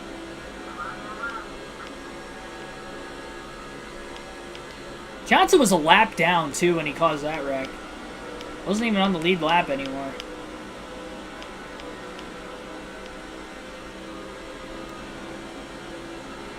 Any life Edwards had there in 4th with the leaders all right in front of him and within reach. Got it in the back of Labonte and then caused the 97 to lose control and up into the wall off turn 4.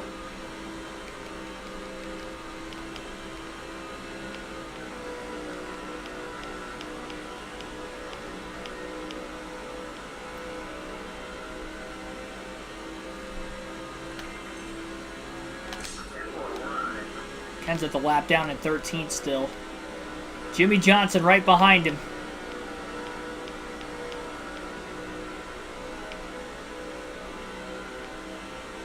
Four to go.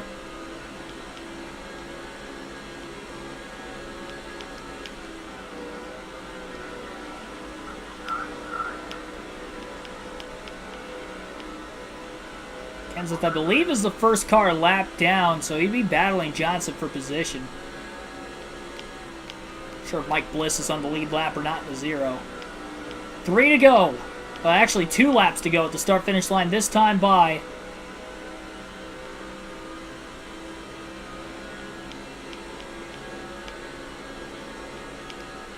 it is the worst race I've had in a while.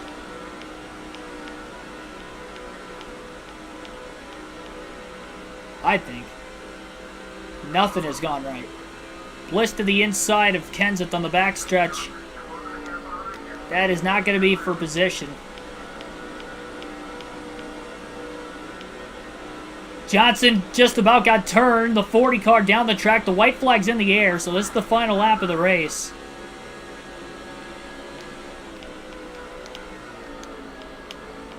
We're getting Jimmy Johnson back. Jarrett was a rival anyway. I didn't want to get turned by him. There goes the 48. Sending it into the... I'm too far back now. I just lost Kenseth a couple spots for nothing. Elliott Sadler's going to capture the checkered flag and win a heavily chaotic Coca-Cola 600 tonight. Good for Sadler, though. I mean, he came close to so many wins. 5 hours, 30 minutes total time of tonight's race. It was a long one. And Elliott Sadler has won the Coke 600. Led just 35 laps. 45 lead changes. 29 cautions for 87 caution laps. 10th of a second was the margin of victory for Sadler over Stewart. 109.02 miles per hour average race speed and a NASCAR record for the most cautions in a single race.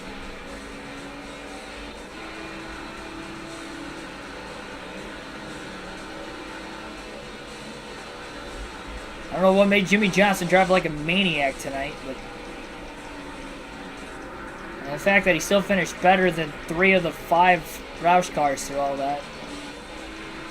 He didn't finish on the lead lap. He led only 4 laps today, but he had probably the fastest car in the field before those shenanigans, really.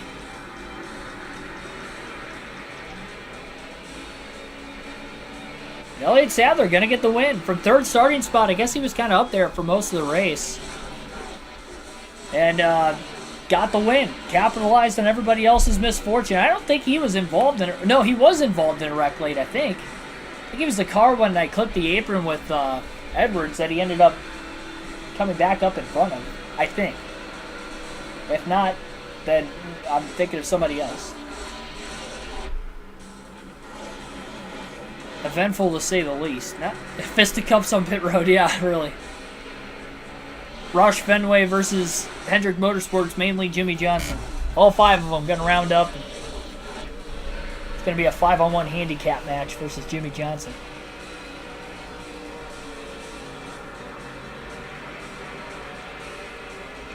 So Elliott Sadler gets the win. Tony Stewart, 2nd. Dale Jr., 3rd. Didn't lead till late in the race, but led quite a few laps late. Ryan Newman led 50 laps today. That was not the most. He did finish in 4th. Jeff Gordon ended up 5th. Jamie McMurray with a solid 6th place finish after blowing over earlier in the race. Bobby Labonte, 1st and highest running car with no laps led, finishes 7th. Kevin Harvick, 8th. Kurt Busch, 9th. He didn't lead any laps. Mike Bliss keeps the top 10 streak alive. Throughout everything that happened in today's race, he has now hit 8 top 10s in a row. Mike Bliss somehow survived for another top 10 finish. He was 2nd in points coming in, and Dale Jarrett finished a couple spots behind him. I think Bliss could be the points leader. He may not be. Edwards with 107 laps led. He leads the most laps today, finishing in 12th. Dale Jarrett, 13th. Jimmy Johnson there at 14th. Matt Kenseth in 16th. 35 laps led.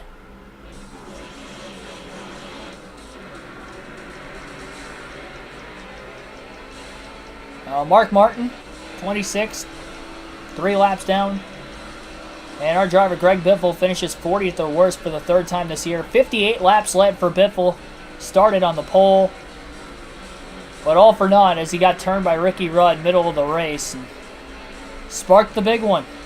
The biggest one, I should say. There were a lot of big ones, so that was probably the biggest one. And One that costed us the most, of course. Scott Wimmer, Michael Waltrip, Travis Quaffle, Greg Biffle, Shane Meal were the only cars that DNF despite having 87 caution laps and 29 yellows in tonight's race. Only 5 DNFs. And unfortunately, Biffle was one of them. And we'll check out those point standings before we end the stream. Tomorrow night, 7 p.m. Eastern Standard Time, NASCAR 22. We'll be racing at Dirt Bristol. Be sure to tune in for that one. And then we'll be back here on NASCAR 06 on Saturday night for the Tumbleweed 300 at the Devil's Canyon. It is a road course race, 150 laps there. Oh boy. Oh boy. Candyman won the... Yeah, not the Candyman we know of today, but... Yeah, Elliott Sadler gets the win. Second win for Robert Yates Racing this year as Sadler gets the win in the 600. Jarrett won at Dover. Look at that points. We have a tie for the points lead between both the Robert Yates Fords of Dale Jarrett and Elliott Sadler. Robert Yates Racing this good, what you would think Dale Jarrett and Ernie Irvin be carrying this team to greatness right now, but no, it's Dale Jarrett. 2005 Dale Jarrett. Right before his retirement, just a few years later, and then Elliott Sadler. And Sadler is our 7th different winner this season. Jeff Gordon only 3 points out despite not having a top 5 this season. Mike Bliss is 5 points out of first with 8 straight top 10s. Tony Stewart only 62 back at 5th. Carl Edwards minus 77. Martin minus 105. Johnson minus 105. Kurt Busch minus 108. Greg Biffle falls from 3rd to 11th in one race in the standings. Lost 8 spots after finishing 40th with his 3rd DNF of the season. Kenseth minus 172. The top 11. Mathematically, Greg Biffle has a shot to take the points lead in the next race at the Devil's Canyon, and he's 11th in points. Like, I don't understand how tight this is, or why it's as tight as it is. You can score up to 190 points in a race, but Kenseth's over 1 race worth of points back because you can't outscore somebody by 190, so he's out of it. But everybody in the top 11 could mathematically be in the points lead following Saturday night's race at the Devil's Canyon. And only 5 points separate the top 4, which is ridiculous considering we've already ran 10 races. We have a long ways to go. It's not going to be this tight. I'd be shocked if it's this tight towards the end of the season. Could you imagine going into Talladega with 11 guys having a shot at the championship in the final race of the season? Like, that would be insane. Why Johnson? Why? Yeah, did Jimmy Johnson ruin this race? I unfortunately was making a lot of mental errors late, but we were already probably like 20 cautions in before I started doing that. And, yeah, just unfortunate. And Ricky Rudd, wherever he's at in points, he's costed Greg Biffle from 3rd standings all the way back to 11th, and he is sitting 28th in points. So he had no business turning us.